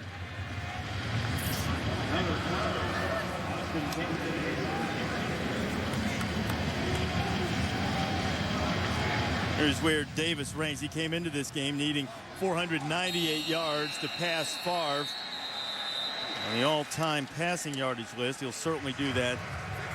Prior to the snap, false start offense, number 51. 5-yard penalty, second down. Darius Barnes hit for the false start as we check in with Rob Stone. Guys, I just spoke with Southern Miss head coach Larry Fedora. His 2 main points: got to take better care of the ball, stronger defense in the red zone.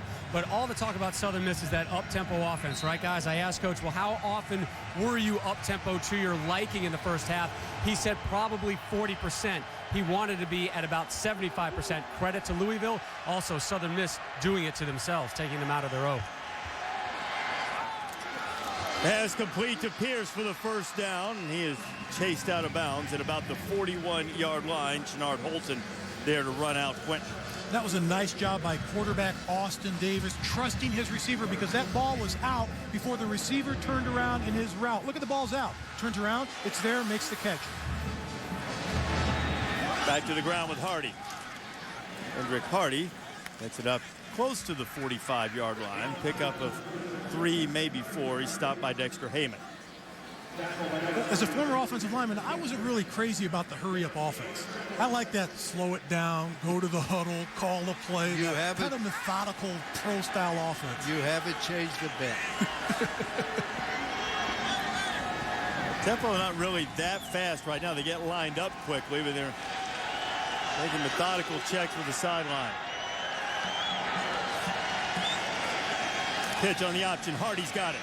First down into Louisville territory in the opening drive of the second half. Moves into Cardinal land for the Golden Eagles. But here's what you don't realize. When they get lined up quickly, the defensive line has to be in the 3-point stance. The offensive line could be in a 2-point stance. They don't get that. The longer you're there, that's hard for the defensive lineman to stay in that down stance, Mark. Why would you think I didn't realize that? Okay, then maybe the people at home did. Desmond Johnson with a carry. He gets inside the 45-yard line, picks up a couple. Heyman on the stop again.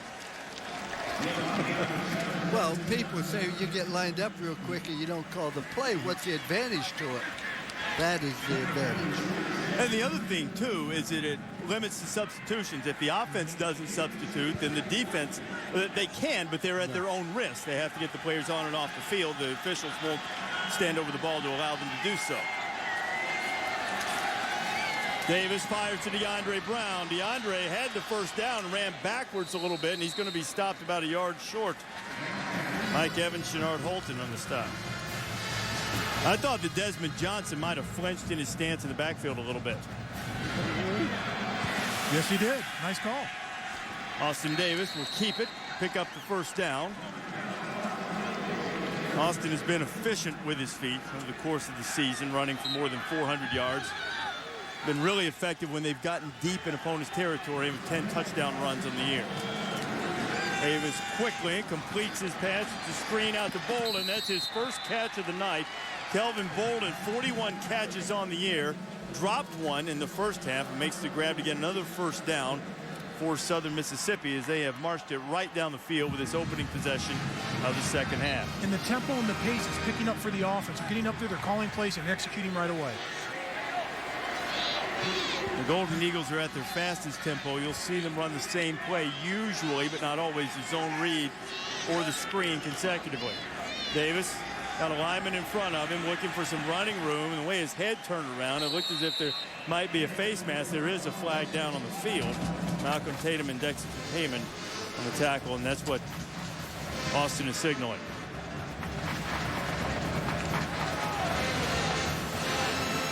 There is the Personal face mask. foul, face mask, defense number 46. A penalty will be enforced half the distance to the goal, automatic first down. Well, the official who's done a fine job tonight, Charles Lewis, pinned that one on Dexter Heyman, but I'm pretty sure that was Malcolm Tatum, number 90. In fact, it was, who got the face mask. At any rate, he was wearing red, and it puts Southern Mississippi with a first and goal at the 10-yard line.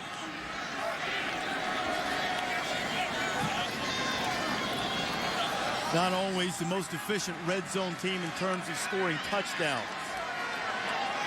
I could use one here on the opening drive. Johnson has it. Cutting into the pile, Brandon Heath stood him up quickly. A good, strong tackle by Heath, who had 7 stops in the first half. He also had a sack. He's been all over the football field for the Louisville defense, and he's been their playmaker in this game. But also with a very nice read by the running back. There wasn't much of a hole there. He cut it back, got positive yardage. Johnson headed to the corner. He's not going to get there. It'll be 3rd down and goal. Now, Southern Mississippi, as I mentioned, they score 86% of the time when they get into the red zone. That means scoring. That's good. That's 34th in the country. But when it comes to scoring touchdowns in the red zone, they're only 75th in the country, only scoring a little over 58% of the time. So this style of offense has been a little bit problematic for them when they've gotten close to the goal line.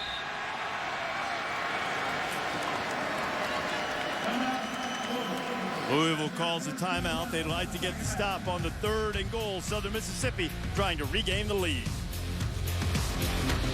Welcome to Beef Tonight, this food, the Beef O'Brady's Bowl, St. Petersburg, and also the fact that Louisville has had 10 defenders on the field for the last play, and that's what led to the timeout. And now a 3rd and goal for Southern Mississippi at the Cardinal 7. This the 12th play, the opening drive of the second half. Davis to Pierce. That didn't work at all. Football's on the field with the officials marking it down immediately. Mike Evans coming up to make the stop, and Danny Ratman will come on to try to get points out of this drive for the Golden Eagles in the field goal attempt. And this is a terrific job by Evans making the stop, and it all started by Greg Scruggs getting his hands up in front of the quarterback, Austin Davis's face. He did complete the pass, but he had to go around the defender to get it there. And, you know, good thing Scruggs was actually in the game to do that, because he was the guy who wasn't on the field that forced Louisville to use the timeout last time. So Greg got in, made himself available. He just wanted a breather. He recharged, got himself recharged. A 30-yard field goal attempt by Danny Rappin. He's 26 of 30 on the year.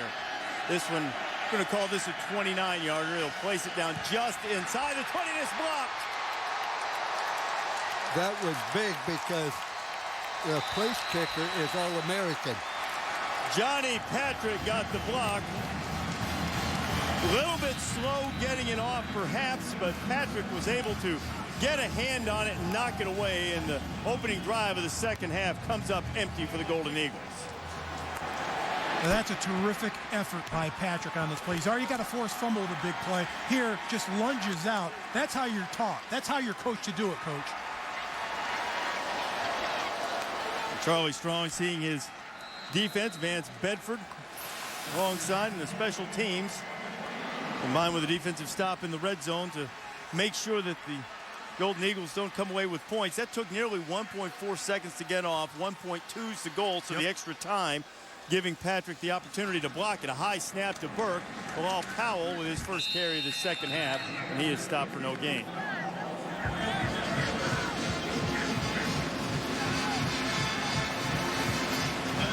Powell, it's been tough for him to get it going in this football game. Usually has a bunch of big runs, close to 100 yards or over 100 yards in every game. The offensive line is senior-rated offensive line, but they just haven't been consistent in this game, and a lot of it has to do with the Southern Miss defense. They've been outstanding. And not once have they been in an I formation tonight. They've been in the shotgun every single snap Louisville has. Now Powell is split wide to the right. Burke has threw it right into the ground. Beaumont was covered, and Burke will live to play another play. Capital One Bowl Week continues on ESPN Wednesday night. Utah and Boise State, 8 o'clock Eastern time. You imagine the Broncos will want to make a point after losing late in the season and missing out on a BCS game.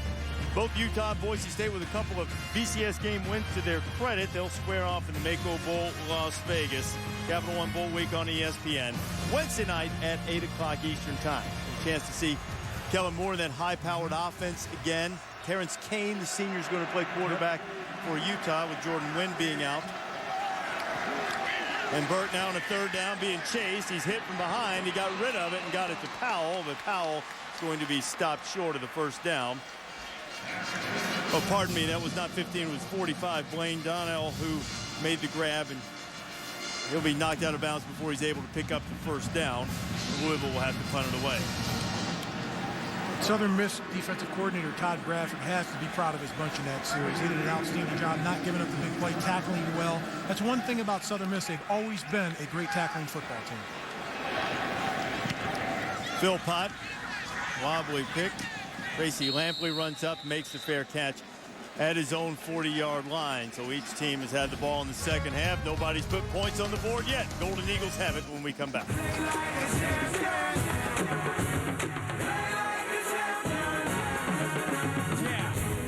Is brought to you by Best Buy. Save time and money this holiday at Best Buy. And the Capital One Venture Card. What's in your wallet? Back here in St. Petersburg, we're at Tropicana Field, home of the Tampa Bay Rays. Beef O'Brady's Bowl, St. Petersburg, Southern Mississippi and Louisville tied at 21. Regardless of what happens in this game, the most welcome sight for Southern Mississippi, the presence of Tim Green and Dedrick Jones. That's Green you see there, and the scar along the side of his neck, the result of a gunshot wound. He was one of 3 Golden Eagle players injured in an incident in November. Those 3 players were shot. Green, for a while, was unable to speak. The gunshot wound injured his vocal cords. Dedrick Jones had to have a bullet removed from his lung. Both are recovering nicely. Green is now able to speak normally. Larry Fedori telling us that both are expected to return to the football field in the spring as Kendrick Hardy is stopped for no gain. And the third member of the Golden Eagle team who was shot in that incident on November 14th was Martez Smith. He was a linebacker who wore number 32.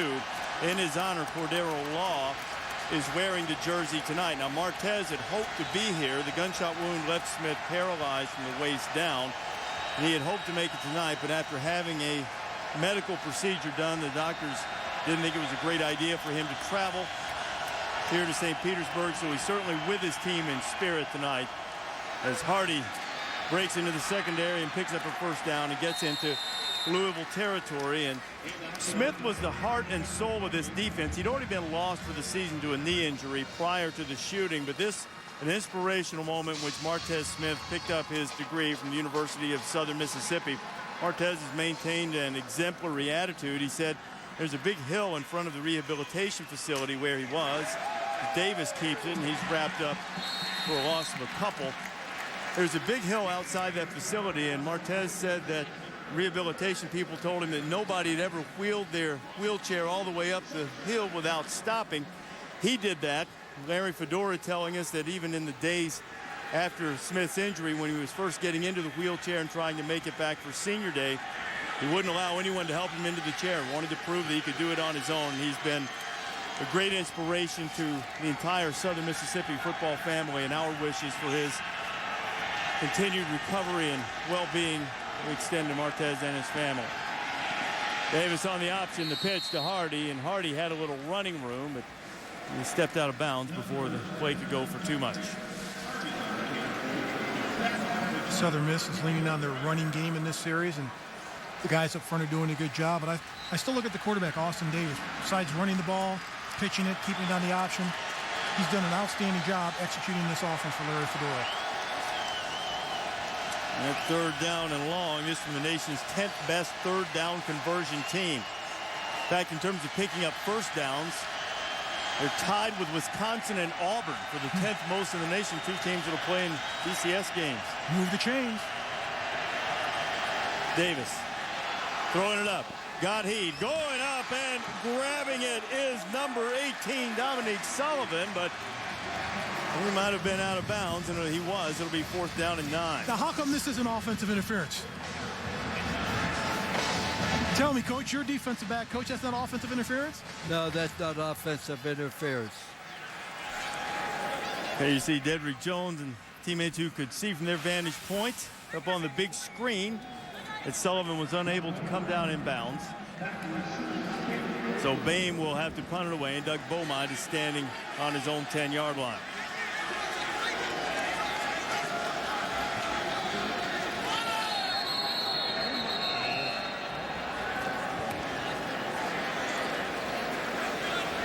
Well, the play clock was getting deep as the officiating crew gets together. Illegal substitution on the defense. 5-yard penalty, still 4th down. So it's 4th and 9, so now it'll be 4th and 4. But now the ball is on the 40-yard line. Still punted away and pin them deep, even the way the Southern Mississippi defense Yeah, I believe you played do. late in the first half. Absolutely. Pin them back down there. Play good defense. It's tied. Don't panic. You don't need a great play to win. You need to eliminate the bad play. You're laughing at me, Mark, because you wanted to go for it. I know. Because you didn't have to answer the mail. That's true. Well, it might have just negated that 5-yard pickup. That actually might work in Boehm's favor. Having to punt it from the 40 will have a little bit more room. Timeout, Southern Miss. That is their first timeout of the second half. I've got to question the decision. Whoever decided to use a timeout in that situation, that's just wasting one, isn't it? And Larry Fedora talking over. We'll check in with Rob Stone. I'll take the timeout. It gives us an opportunity to talk to Tim Green. And the incident, what has that done with your perspective on football? It's just, you know, I really missed the game. Just being out with my teammates and really seeing them. I went home and spent some time at home, but I really miss my guys. And they're like a team, a brotherhood to me. And, you know, you really got to seize the moment every time you're on the field. And that's what I really miss. The gunshot severed your vocal cords. You can see the scars that'll probably be with you, at least I'm assuming, for the rest of your life. You lost your voice for a while, weren't sure if you could talk. What were the first words you said? I actually told the doctor hello. And after that, I was just astounded and amazed what the doctors could do. And after I got my voice back, I really enjoyed it. We got one more question. Hold on for the punt, Tim. All right, Rob, boy, what a great voice Tim has. And it's great that he still has that gift as Beaumont makes the fair catch, and we go back to Rob. And the focus now is on getting ready for spring. What have the doctors said you can do, and when can you start upping things? Right now, just not any heavy lifting, but coming back in January, I'll be back really early, around the 7th, and I want to start some rehabbing and light lifting and get ready for spring ball. You got a quick message for Martez? You know he's back home watching. You know I love him. That's my boy. That's like my big brother. I love you, Martez. Look at that smile. Great smile. Happy holidays. Thank you. Appreciate it. Thank you. Rob, Tim, thank you very much. That is Cordero Law, who is wearing Martez Smith's number 32. Here's Dedrick Jones, the other player who was injured. By the way, the suspected gunman is a man named Taurus Brown. And Bilal Powell is tackled, gets close to the 15. Brown has been charged with aggravated assault. He is in jail. Bond has been set at $3 million. When you see an interview like that, you understand the true value of football.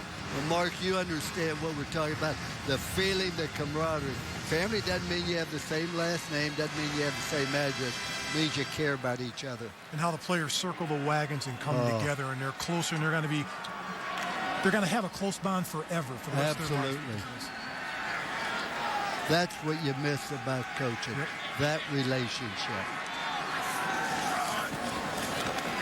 Burke fires incomplete. It'll bring up 3rd down and 8.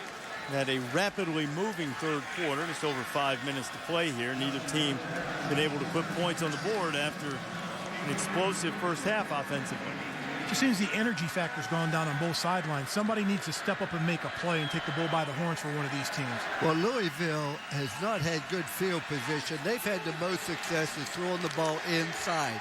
And when you're backed up, some bad things can happen when you throw it inside. Consequently, they're at a disadvantage on offense. 3rd and 8. Burke hit, goes down. Football is out. Well, apparently he got rid of it and completed it, but Southern Mississippi was there to get to Doug Beaumont. Octavius Thomas was applying the pressure to Burke. It appeared he was going to be sacked. Justin did a good job to get rid of it. That's an outstanding job. Corey Williams was sticking with his assignment and was right on top of Beaumont, and as a result, Chris Philpott will have to punt it away for Louisville.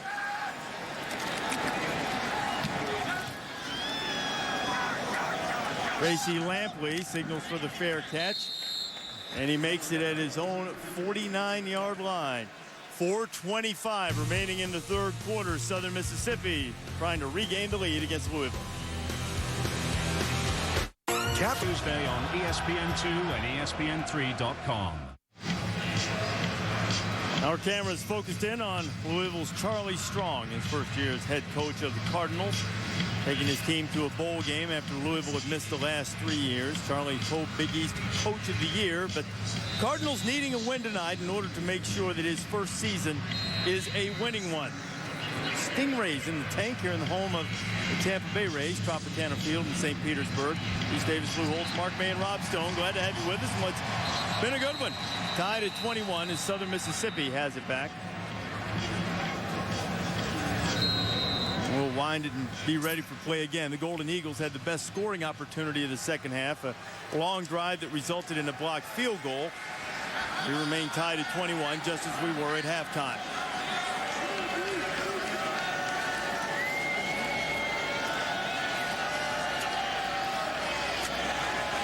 Austin Davis, Quentin Pierce, good fingertip catch in traffic. He took a hit right after the catch from Shenard Holton, and Pierce able to hang on and get close to the first down. Terrific job of just holding on to the football, but if you're Southern Miss, this is a great opportunity with the field position to take over the momentum of this game. Well, Pierce, who made that catch and took the first hit from Johnny Patrick, and then the harder one to bring him to the ground from Shenard Holton, is still down. And Pierce injured an ankle in the season opener against South Carolina, and it really plagued him throughout much of the first half of the season. But since becoming a little more healthy, he put together some big games, had a 67-yard touchdown pass in the regular season finale against Tulsa. And you see Holton was the one grabbing him, a couple other guys getting him, and it looks as if that left leg is giving him a little problem as we check in with John Saunders. Well, Reese Sports Center right now, the Lady Huskies have now run their streak to 89 consecutive games. Their star, Maya Moore, with a career-high 41 points as they knock off Florida State. Number 90 on the way. Meanwhile, K-State is leading UNLV despite the fact that seniors Curtis Kelly and Jacob Pullen have been suspended after receiving clothes from a department store. John Frank Martin, still not happy about that latest turn of events as Austin Davis fires for DeAndre Brown, and DeAndre reached up and used every bit of that 6'6" frame just to get a hand on it. Might have saved an interception. Yeah, and for the quarterback, Austin Davis, just too much air into the football. This is a terrific opportunity to hit your big 6'6" receiver. You've got good protection, step up in the pocket, and deliver a strike. And he knows that he overthrew his wide receiver. He's 6'6", but he's not Shaq 7'2". I was saying, which does he want? Does he want the pass high or low? Desmond Johnson. Johnson dancing. Needs to go forward. Too late. Johnny Patrick. That was critical because they had second down and one. They go for the big one, incomplete. Then they come back, run east-west. They end up gaining nothing. Now they're going to have to punt on fourth down. That could be a momentum. Big momentum Play right there. It looked as if, too, he only had a yard to go. It looked as if Johnson, who who has played well tonight. He's had his first career 100-yard game, aided largely by the 62-yard touchdown run. It looked as if he had a chance maybe to stick it up in there and try to power it for the yard. The fake punt, inside complete. Bame gets his man complete to Kelvin Bolden, and he gets just enough for the first down. No, this is going to be a close mark. I don't think he got it. Okay, stand corrected. Let's see. Louisville saying no. Southern Mississippi saying yes. From my vantage point here, I thought he did. But now you see where they spotted, and it is going to be close. Where he was tackled.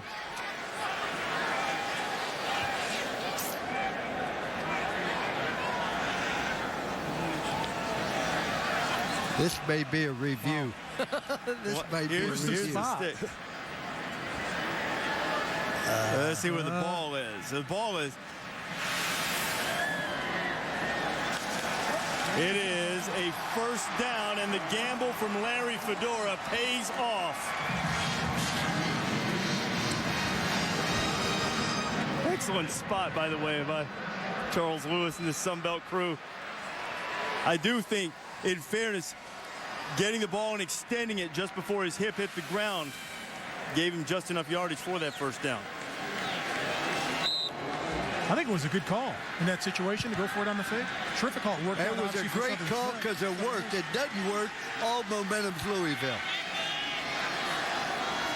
So Southern Mississippi takes a gamble. It pays off to try to reclaim that momentum after they were stopped on 2nd and 3rd down and 1. Davis now going up top, looking for Bolden again. He's got him out there, and he couldn't connect. It'll be 2nd down and 10. Well, we've got a good one going here after 3 blowouts to start Capital One Bowl Week, and we expect more. Capital One Bowl Week continues Thursday night, 8 Eastern, the San Diego County Credit Union Poinsettia Bowl. Navy and San Diego State at 8 o'clock Eastern time. It'll be like a home game for both teams. Great naval presence in San Diego as Johnson is stopped immediately in the backfield. San Diego State under Brady Hoke, they've done a terrific job getting back into the postseason. I would say Greg Scruggs, number 6, is playing a great football game. Just a tremendous game on defense.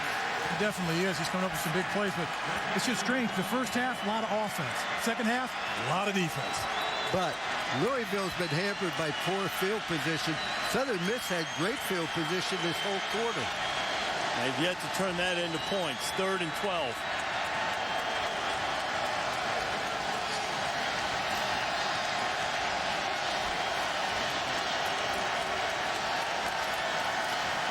Davis fires. Brown's got it. First down.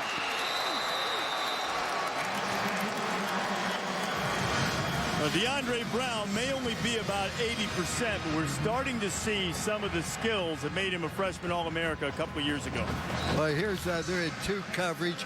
3rd down 11, and Patrick just doesn't get a lot of depth. Consequently, left Brown open. A quick screen to Bolden. Kelvin's inside the 20. He'll get down to about the 17-yard line, maybe just inside, before he's stopped by Akeem Smith and Mike Evans. DeAndre Brown, going back to his freshman season, caught 67 balls. That's a lot for a freshman. Broke the receiving record at Southern Miss. There goes Johnson. Johnson gets it inside the 15. He needs to get down close to the 12 for the first down. Antoine Canaday with the stop as we go inside a minute to play in the 3rd quarter. Now, this is the 2nd time in the 3rd quarter that Southern Mississippi has been in the red zone. First time, couldn't get a touchdown, got a field goal block. Now, looking at 3rd and 2.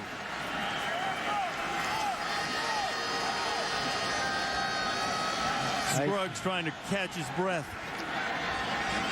The tempo maybe starting to get him. They line up quickly. Play fake. They're going to go for it all. Davis throwing into the end zone. It's incomplete, and now it'll be 4th down. I just don't understand those calls. I mean, you're moving the football. You're able to run the football.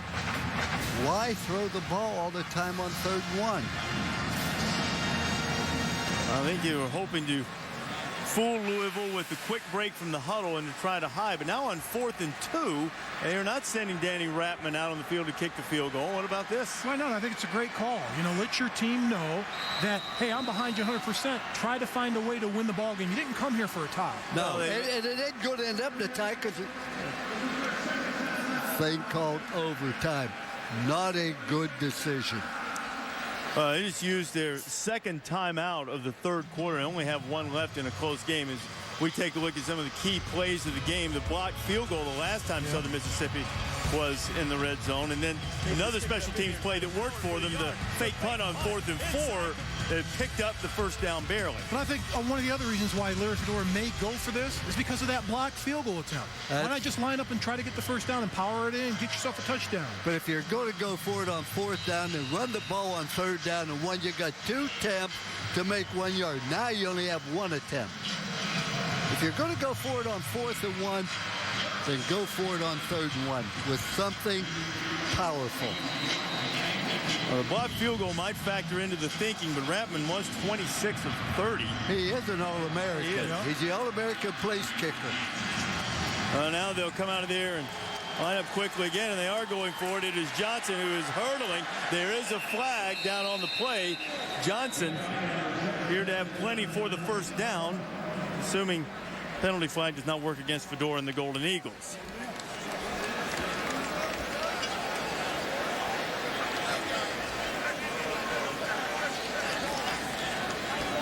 Offside, defense number 91, lined up in the neutral zone. 5-yard penalty. The result of the penalty, first down. And Louisville is one of the most penalized teams in the entire country, and it's coming back to haunt them tonight. Come on, Coach, in a situation like that, you know where the ball is as a lineman. Just line up. Both teams heavily penalized this year, among the bottom 15 teams in the country in terms of penalties and penalty yards per game. It is 1st and goal as we wind down in the final seconds of the third quarter. I don't think Austin's going to get this one off. And the 1st and goal play will come at the other end in Tropicana Field. Southern Mississippi and Louisville tied at 21, headed to the 4th.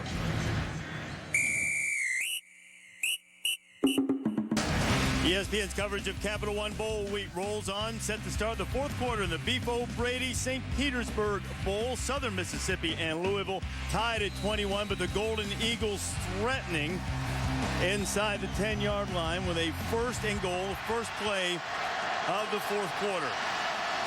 Kendrick Hardy in the backfield with Austin Davis. Play fake. Davis throwing from the end zone. Touchdown, Zeke Walters.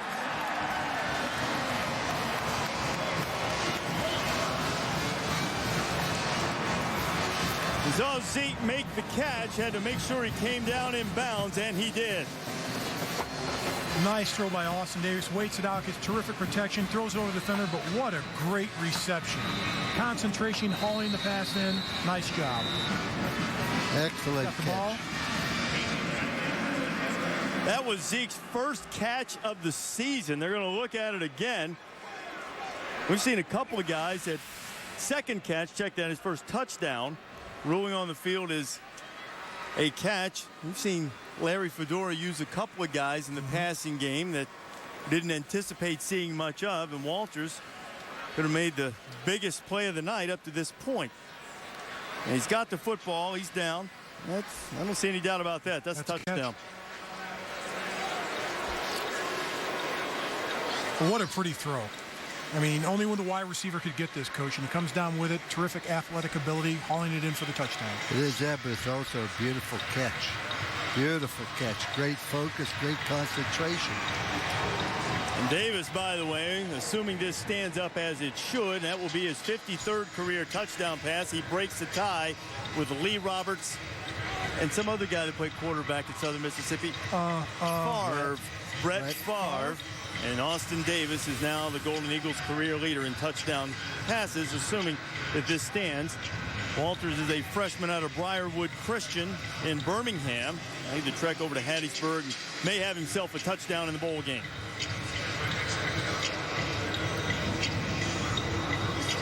It was a well-designed play by Fedora. And Lou, you've mentioned it a couple of times. This is a team that had to rebuild its offensive line this year, and the scheme has worked wonders to compensate. Let's see what the call is. After further review, the ruling on the field is confirmed. Touchdown.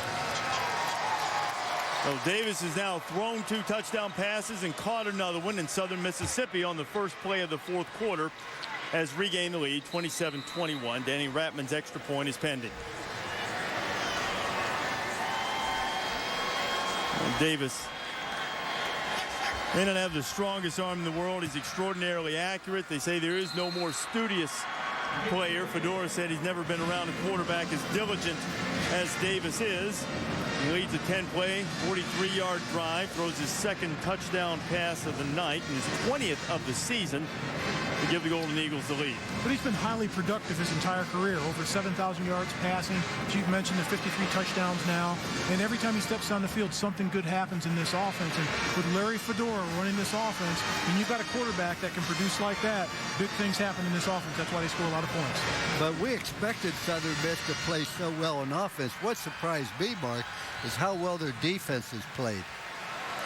You know, another thing that happens in these bowl games, guys, with the early part of the non-conference season and the struggles that the Big East had, the fact that UConn is going to the BCS after having suffered 4 losses, and oh, by the way, it lost 26-0 to Louisville in the regular season.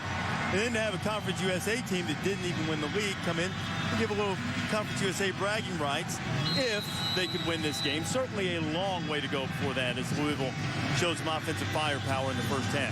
Different team, different week. You never have the same team 2 weeks in a row.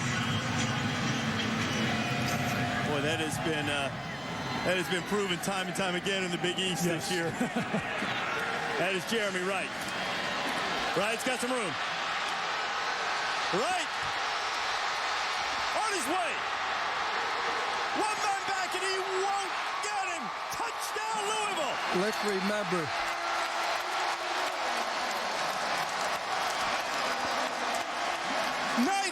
yards. Louisville's one of the better kickoff return teams in the entire country. And Southern Miss is one of the worst kickoff coverage teams in the entire country. They're 96th. That combination makes things happen. He got an outstanding block from number 43, Dion Rogers. That sprung right. Look at Rogers. Excellent job against Ratman as Ratman was trying to save the touchdown and just force him out of bounds. Philpott for the tie. And, well, how about that? We've had 2 plays, not counting the try after the touchdown in the fourth quarter, 2 scores. I've had that happen before. Miami had the ball. Look at this reaction, how excited they are. Miami had the ball like for 9 minutes and scored, kicked off. Rock Ishmael ran back for a touchdown. I said, okay, defense. Oh, no, coach. They had to go right back out on the field. They didn't want to go. And that is something that offenses like Southern Mississippi try to count on the fact that they will wear down the opposing defense. 95-yard kickoff return for a touchdown, a Beef O'Brady's bowl record.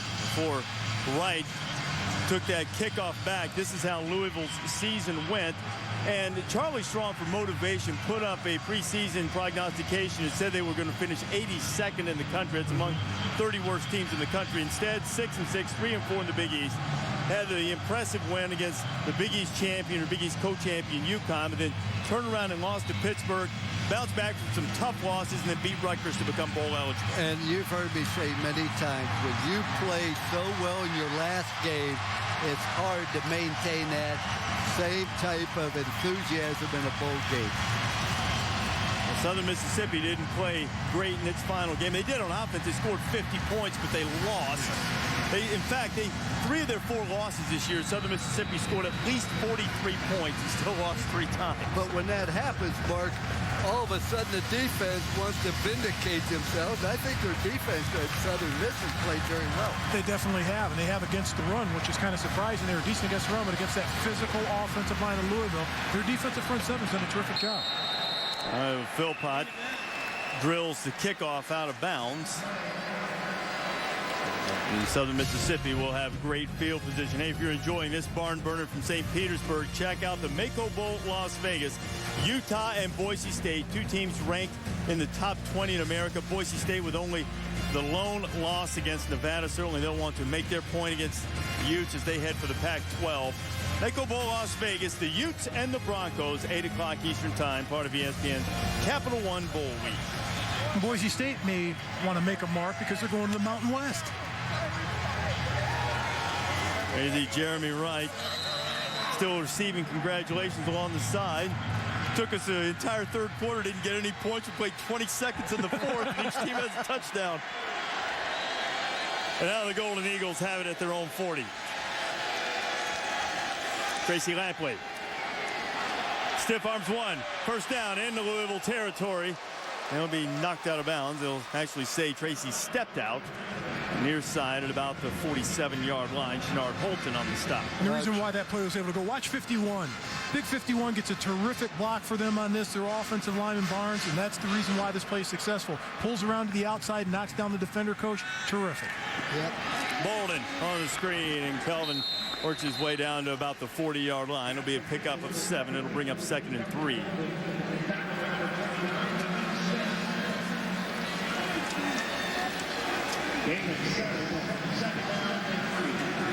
Southern Miss a hard team to do a game on because you don't know whether you have 2 seconds or 40 between plays. You can't talk.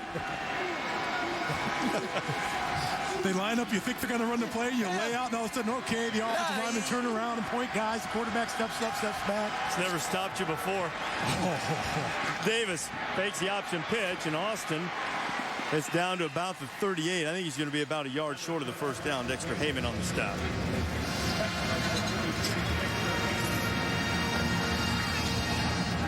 Now Southern Mississippi trying to get lined up quickly, trying to wear down the Louisville defense.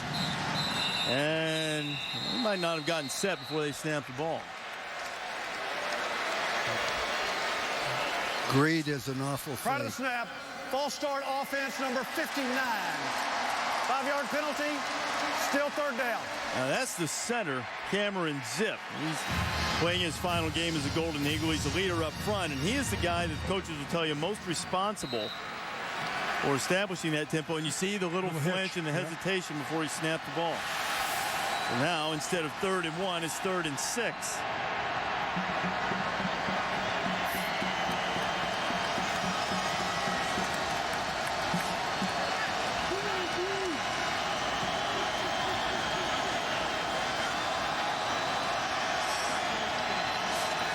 Davis just gets it off. Over the middle, it's incomplete. It'll bring up 4th down. Bolden wanted the penalty flag, but none is forthcoming. Johnny Patrick on the coverage. Boy, they sold the farm. They came with an all-out blitz, no free safety, nothing. Look at the pressure coming here. When you look at Johnny Patrick, had his arm around him a little bit, but he's had a big game. He's blocked the field goal attempt. He's forced a fumble. He's one of their best players on defense. Here they he come makes with plays. the blitz now. But here's the point. You can have your hand there as long as you don't alter the guy's path. I think Fedora might argue that that was indeed exactly what happened. It's a bowl game. Let him play. So the false start penalty forces the Golden Eagles to punt it away. Beaumont running over, and he'll make the fair catch. We've seen plenty of those fair catches up against this dome roof tonight. Beaumont makes it. Louisville will have it back. Game tied at 28. But he's been terrific since then. Well, you're going to get beat. You have to understand that defensive back, but here he comes right back, makes a great tackle, forces a fumble, blocks an attempted field goal attempt. Watch this on 3rd down. Watch his effort. The guy's going to pick it up, but no, he comes all the way across the field. That's what great players do. That's the reason why he's been invited to the Senior Bowl this year. Absolutely. So, too, is Bilal Powell, and Powell has the ball on the direct snap. Jamie Collins was in there to get him. Now, right now, Southern Mississippi asking for a fumble, and Powell is tied up on the bottom of the deck. Corey Williams has the football, but they'll rule that Powell was down. Let's have a look at this and see if the football came loose. That ball's out. Definitely out. That ball's out. Now let's see if we can have a good look at his knee here. And Collins hit. They're going to have another look at the other angle, which is if the ball was out. The But previous play is under further review. John Henderson, perhaps it came through and knocked the football loose after Collins made the initial hit on the tackle. And Corey Williams wound up on the bottom of the pile with a football. Hard to see if his knee was down or not. Yeah, that's the tough thing to see. And remember, the ruling on the field was that he was down. That's what the right knee. You can't see. Yeah, if you it's down can't see that. Now the knee comes down after that, but you can't. It comes down again, maybe from this angle here. Collins is wrapped around him. He's still up, Mark. I think he put a hand down to balance himself. And replay official is Rick Doan of the Sunbelt crew on the field. Now there has to be indisputable video evidence to overturn the call on the field. There the football is out, and it appears, at least from our vantage point, that Powell's knee was not yet down. What do you think, Coach? I believe it's going to go to Southern Miss, and what a shame, because Louisville is just fighting to get field position. Their defense has been under tremendous pressure this whole second half. Well, the average starting field position for Louisville in the second half has been the 15-yard line. Took possession of this one on 14. The best thing can happen to Louisville is this guy rolled an incomplete pass, because it's a fumble. Now, as we mentioned, the replay standard has to be indisputable in how they determined whether his knee was down. It appeared to me his knee was on its way down, and Bilal put his hand down to steady himself, and then the football came free. Ruling on the field, he's down at the 21. The recovery was clearly by Southern Mississippi if it is ruled a fumble. Is it just me, but doesn't it seem like it takes a long time for these reviews? Sometimes. Some are more expeditious than others. I mean, you look at it, you make a choice, you make a decision, you move on. It's a big decision. This one's a tough one. You want to make sure you get right, this one there's right. Wrong. It's a fumble. Well, on that play, because the ruling on the field was that he was down, the clock kept running. The ruling on the field stands. Third down. Now, what that means is that there was not indisputable video evidence. The ruling on the field stands. They are not saying that it is confirmed. It's just verbiage, but the bottom line is Southern Mississippi doesn't get the football, and it appears to me that Powell's knee was still up. This looks like a fumble, I think. I mean, there's the ball. There's the ball. And there's his knee. But, yeah, that call's made. You move on now. Both teams. They can get the ball back, and Southern Mississippi, if they can stop Louisville on third down. Wide snap. Burke handles it. Firing down the middle. It's complete, and what a big turn of events in 2 plays. Beaumont with another catch, and the first down of the second half for the Louisville offense comes after they get a huge break on a replay call. And on that huge break on the replay, that could definitely change momentum for Louisville in this game. Offensive line does a fabulous job of protection. It was almost a bad snap, but what a terrific job by the quarterback of hauling that ball in by Justin Burke and puts the ball right on the money. Nice job. He knows he made a big play. Prior to this drive, Louisville had 6 yards on 6 plays in the second half. First. Burke knocked down, and Justin did a good job to get back to the line of scrimmage as we check in with John Saunders. Well, Reese, UNLV facing an undermanned Kansas State squad. Justin Hawkins brings the ball up, finds Quintrell Thomas, lays it up and in off the glass, and UNLV up by 4 with about 6 minutes to go. All right, John, keep an eye on that one here in St. Petersburg. Southern Mississippi and Louisville tied at 28, winding down toward the 10-minute mark in the 4th quarter. Powell going for the corner. Bilal Powell is close to the first down as he rumbles into Southern Mississippi territory. And Bilal's sort of been in and out of the lineup. They've been checking that leg, and he's going to take a break after the good, tough run this time. They're going to mark him just a couple yards short as he went out of bounds before reaching the first down marker. In fact, they'll mark him out just short of the 50-yard line. They got in what they call the pistol formation, which is like an eye, which enabled him to get a little more downhill run, Mark. 3rd and 2. Jeremy Wright the kickoff return for a touchdown. He's got another big play as Wright crashes to the 45-yard line. It'll be a first down for the Ville. One thing about the freshman, he does have speed. If you can get him on the perimeter, he's going to come up with big plays. He took a big shot from Kendrick Presley. And not before he moved those chains. Got it down just inside the 45. It'll be 1st and 10 from the Golden Eagle 44. Presley was aggressive in supporting the run game. He had 60 tackles this season. Delivered a big shot on Wright that time. Here's Wright. He gets down to about the 40. Wright happens to be from the state of Florida, Claremont. As a matter of fact, there are 23 players from Louisville who hail from the state of Florida. So it's like a home game for them. Now, Wright figures to be the feature back next year with Bilal Powell moving on. Victor Anderson, who rushed for 1,000 yards as a freshman, has been hampered by injuries. And in this game tonight, they've used Victor more in the wide receiver role, and it's something they're going to look at in the future, largely because of the way Wright has performed this year. Powell and Wright in the game now. Play fake. Catch by the tight end. It was a low pass and grab by Cameron Graham. The All Big East tight end moves the chains again. What a block by Josh Bellamy. Nice block by Bellamy, but what a terrific grab by Graham. This ball, if it's lofted out there, it's a perfect pass, but he throws a dart down low, and he's got to bend down to get it at 6'4". That's not easy to do. There's the block by Bellamy. Gives Graham an opportunity to pick up a few extra yards. Powell. Oh, and the ball is turned backwards right at the 25-yard line. Corey Williams delivering the hit. Have you noticed, Mark, they continually run to the left, very seldom to the right? Because they've got those big offensive linemen. You got 300-pounders over there, run behind them. Pound the ball, wear them out. Did you play right tackle? I played everything. I was a jack of all trades. Even played tight end. You played tight end? Played tight end in the NFL, San Diego and Arizona. You know, Powell told us yesterday he's also comfortable running left, not only because of those linemen, but because he's left-handed. He said, I sort of like running that way. Burke to throw. Throwing it out, and he throws a little bit short.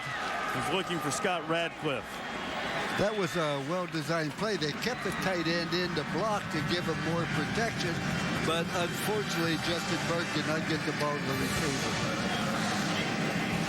So another third down facing Louisville, this time 3rd and 8. From the 25-yard line of Southern Mississippi, headed down toward the 7-minute mark. It has been a good one, the Beef O'Brady's Bowl, St. Petersburg. Glad you're joining us. Capital One Bowl week here on ESPN. Having our first barn burner of the bowl season between these old rivals. And I'm glad we got it. You betcha. Empty backfield. Pressure coming. Burke gets rid of it to Beaumont. Beaumont stretching for the first down. Gotta be close. Chico Hunter, the nickelback, was covering Beaumont. He's had several big catches tonight from our vantage point across the way here in this reconfigured baseball stadium for football. It looks as if he's going to be a little bit short, and Charlie Strong sending on the field goal unit. Chris Philpott is a field goal kicker. He's hit 13 out of 17 this year. His career long is 46 yards, so he's well within range right now. In fact, 10 yards short of that. This one will come from 36 yards out.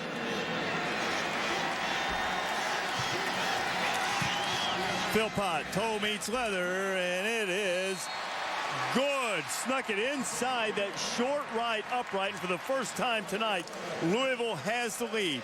Twice tonight, the Cardinals have been down by 2 touchdowns. Now they're up by 3. 6:30 left to hang on.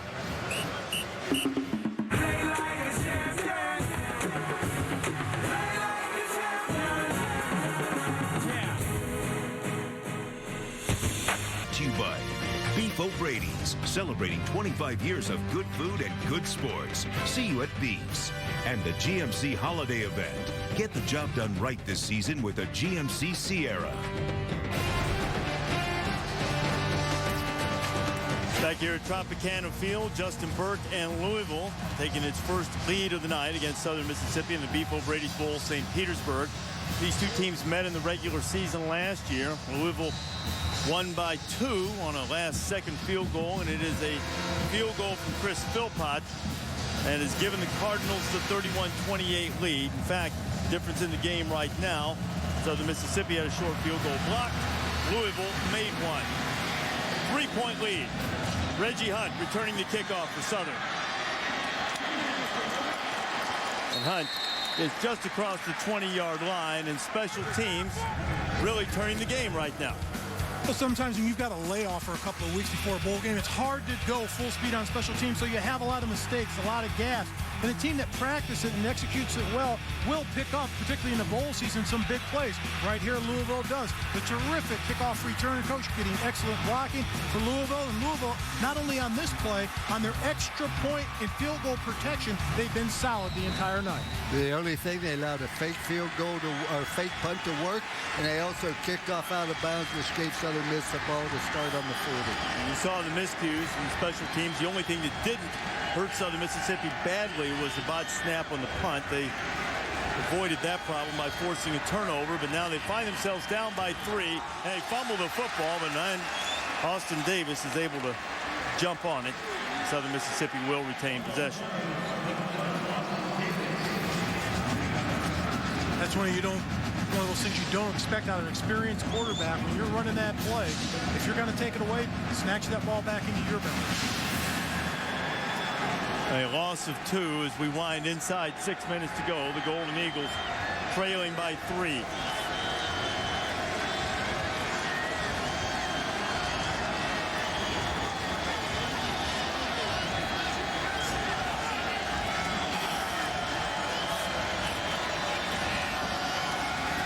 We'll keep it on the ground. Kendrick Hardy pushing his way up across the 25-yard line. Well, reminder, as soon as we finish the game here, we'll have all the post-game festivities, including the trophy ceremony from the Beef O'Brady's Bowl, St. Petersburg. It's over on ESPN3.com, so as soon as the game's over, you can check out ESPN3.com and see the winning team claim the trophy from the Beef O'Brady's Bowl, St. Petersburg. Southern Mississippi wants to be that team. It would greatly behoove them to convert this 3rd down. Davis, pressure in his face, and it's incomplete. It'll be 4th and 7. Brandon Heath, who's had an outstanding game, was right in Davis's grill. Here is where not having your timeouts, had to use 2 of them earlier, really comes back to haunt you. I think they're going to call intentional grounding here. Intentional grounding on the offense, number 12. Spot foul, loss of down, 4th down.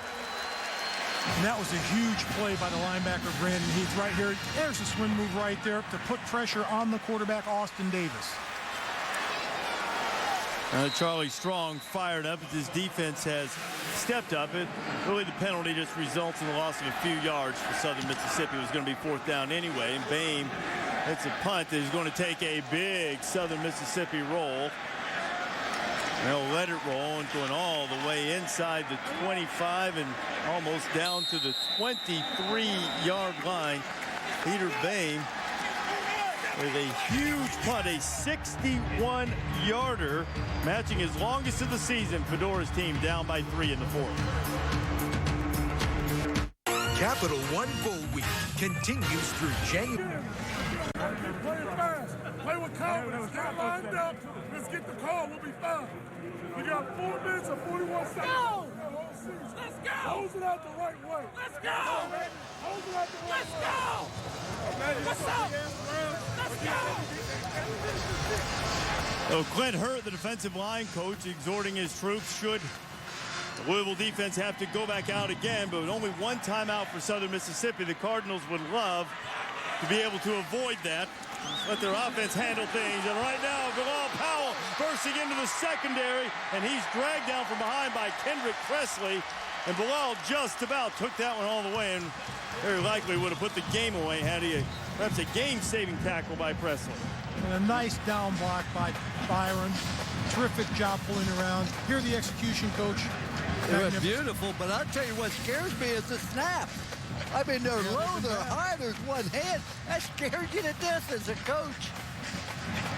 A 29-yard pickup for Powell, who's now at 72 yards on the night. 28 yards away from the Louisville single-season rushing record.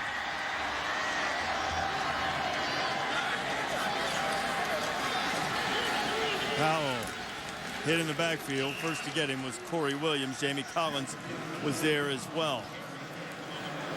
And this is Rusty Bullock wearing the Louisville Cardinal red. He was Bilal Powell's high school running backs coach and a guy who has received a lot of credit from Bilal himself for turning around his life. Powell was a guy who had a lot of problems in his younger years when he transferred into Lake Gibson, Florida High School, where Rusty was coaching. He said Powell had a 0.0 grade point average. He was running with the wrong crowd. He found some trouble, but really credits the change to Rusty Bullock, helping him find his faith, and he's turned into a terrific running back. And Bilal told us yesterday that Bullock was probably more proud of him for getting his education than anything that he's accomplished on the football field. Bilal says he feels like a family member and that Rusty Bullock is like a father, and the entire family welcomed him with open arms. He's got a great support system now, and it's good to see that he's turned his life around and now headed to the right direction. And in one season, he's gone from basically being a backup running back to being invited to the Senior Bowl with a great opportunity to play at the next level. Really tremendous. This is critical. You run the football, you may not get the first down, but you're going to force them to use their last time out. 3rd and 7 for Justin Burke. He's got pressure. He's got a completion. And he should have a first down with Andrell Smith. Very close. Great effort. Great second effort by Smith. First down, Louisville. And now the clock is a huge enemy of the Golden Eagles. Tremendous effort by the sophomore from Miami playing in his home state.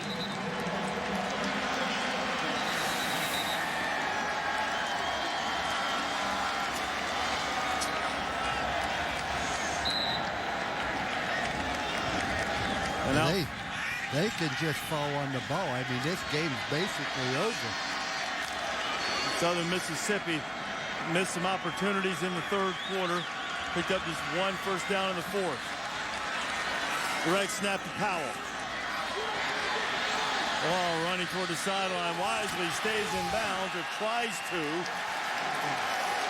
He has a good pickup, and now Fedora runs over and uses his last timeout. So, Coach, what do you think about the wild card? I thought that he went to the right. He went to the right, and he got 8 yards or 6 yards. Every little moment counts. I think the Golden Eagles would like to have that timeout back they wasted before the punt. They're down 3. The fish. It's the most sticks and the Magic. Boston on top of the Atlantic Division. Orlando retooling its roster. And the Heat and Lakers, 5 o'clock Eastern time, followed by 2 more games on ESPN. 5 games on Christmas Day, the NBA on ESPN. Bilal Powell is hitting the backfield. It'll bring up 3rd down as we head toward 90 seconds to go. And a frustrating finish appears to be on the way to Southern Mississippi. Golden Eagles lost 4 games this year. 2 of those losses by 1 point. 1 of those in double overtime. Another by 6, a game in which they scored 50 points and lost. And tonight, oh so close. Didn't get the benefit of an overturn on a replay on an apparent fumble that resulted in what looks as if it's going to be the game-winning field goal drive for Louisville. 3rd and 1. Flags flying. Prior to the snap, false start, offense number 70. 5-yard penalty, still 3rd down. One of the most penalized teams in the entire country. Really came at a critical time. Instead of 3rd and 1, now have 3rd and 7. In a situation like that for an offensive lineman, you have to focus and finish. You've got a little over a minute left in this ball game. Get up, get lined up, don't move, and don't make a mistake, because a play like that could hurt this football team. Get up and do your job. Finish the game. Well, they will definitely run the football here. your opposition is a clock. Now we're down there to 4 seconds. That's the play clock. Call timeout. Charlie's gonna. He can afford to burn one in a less than advantageous situation, and not to say that it would have necessarily changed anything. But there was a play where Southern Mississippi had some problems. They just had a penalty against Louisville before they were about to punt, and they were about to get penalized for delay of game. They were on about the 40-yard line rather than just taking the penalty. They called the timeout. Really wish they had that right now, I'm sure. Yes. Just backed them up 5 yards. But at any rate, this has been a very entertaining game, and both programs appear to be headed in the right direction under their relatively young coaches, Charlie Strong in his first year and Larry Fedora in his third. Well, I think it's been a very entertaining game, very well played, very intense. This now means that Southern Miss is not going to get their 9th win, which they haven't done for the past several years. First 2 years, Coach Fedora was 7-6. This year looks like he's going to end up 8-5, which is an improvement. And for Louisville, when we spoke with Charlie Strong, he told us how important it was to get this victory. Not only just get the victory, but in the offseason, how it carries over for spring practice and it carries over for next season to end up with a winning record and end the season with a victory. We're going to snap it to Powell. He's going to try to ice the game, and Bilal will be hitting the backfield. Now it'll be 4th down. And you see there's going to be a little bit of time left on the clock. There's about a 15-second difference right now between the play clock and the game clock, so it's not much of a chance, but at least it is a chance well, for what Southern you Mississippi. Do, you let the clock run down, take a 5-yard penalty, punt the ball out of bounds. Do not do a New York Giant type of thing. But what is great about this, Mark, remember this. Louisville was down 14-0, and I mean, the first 5 minutes, they didn't get a first down. They couldn't stop them, but they hung in there. Then it went 21-7.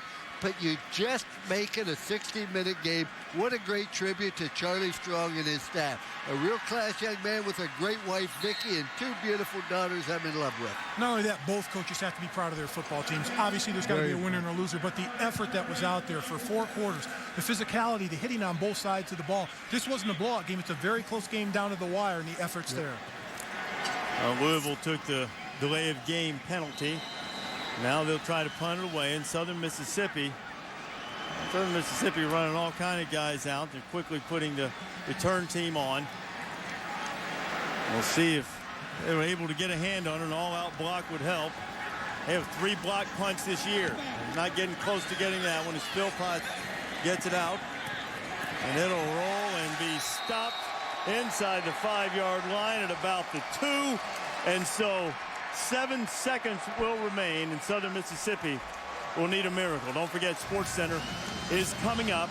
Right after this, we'll also have the trophy presentation coming up on ESPN3.com. Now, this does call to mind, guys, that there is a game in Southern Mississippi Louisville history called the Miracle in Louisville, in which Brett Favre threw a 79-yard touchdown pass as time expired to beat Louisville 16-10.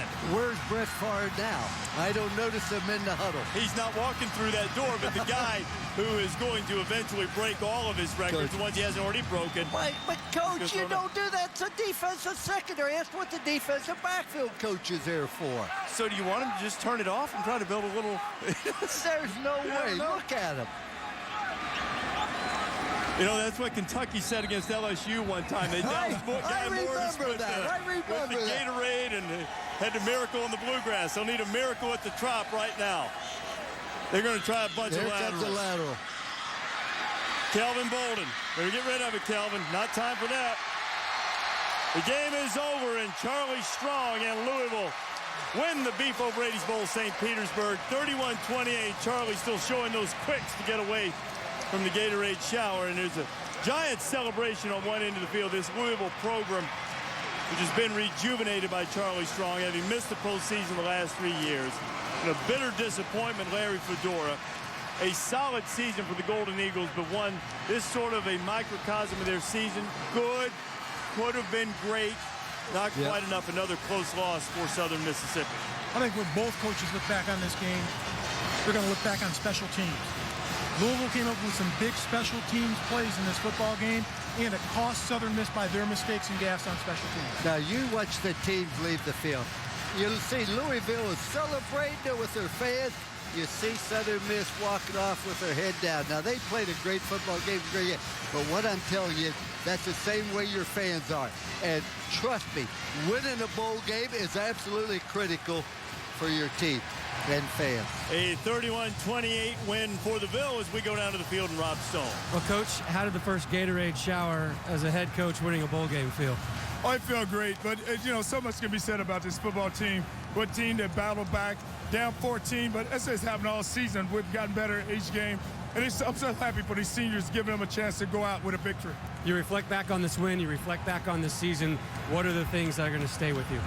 But just, I told the guys before the game, just go out and play 60 minutes just for those guys. So when you talk about commitment, you talk about attitude, you talk about respect, that's what the foundation of this program is going to be built on. A program that was very high and then fell on tough times. What is this victory, what does this season do for Louisville football? Well, it means so much. You think about the fan support, you talk about the city of Louisville, and just so much can be built from this game as we continue to move forward. Coach, we appreciate your time. Go celebrate. Thank you, Rob. Well, Charlie Strong told us yesterday the seniors would always know that they were part of the foundation of the resurgence of Louisville football. And Johnny Patrick, one of those seniors, he is our Capital One player of the game. Johnny is going to the Senior Bowl as a defensive back. He only had a couple of tackles, but he blocked a field goal. He forced a critical fumble. The blocked field goal ended up being the difference in this game, and along with kickoff return from Jeremy Wright. So celebration in the Ville as the Cardinals finish off with a winning record at 7-6. Once again, our final score, Louisville 31, Southern Mississippi 28. Coming up next, it's Sports Center. The trophy presentation will be live on ESPN3.com momentarily. For Mark May, Lou Holtz, Rob Stone, and our entire ESPN crew,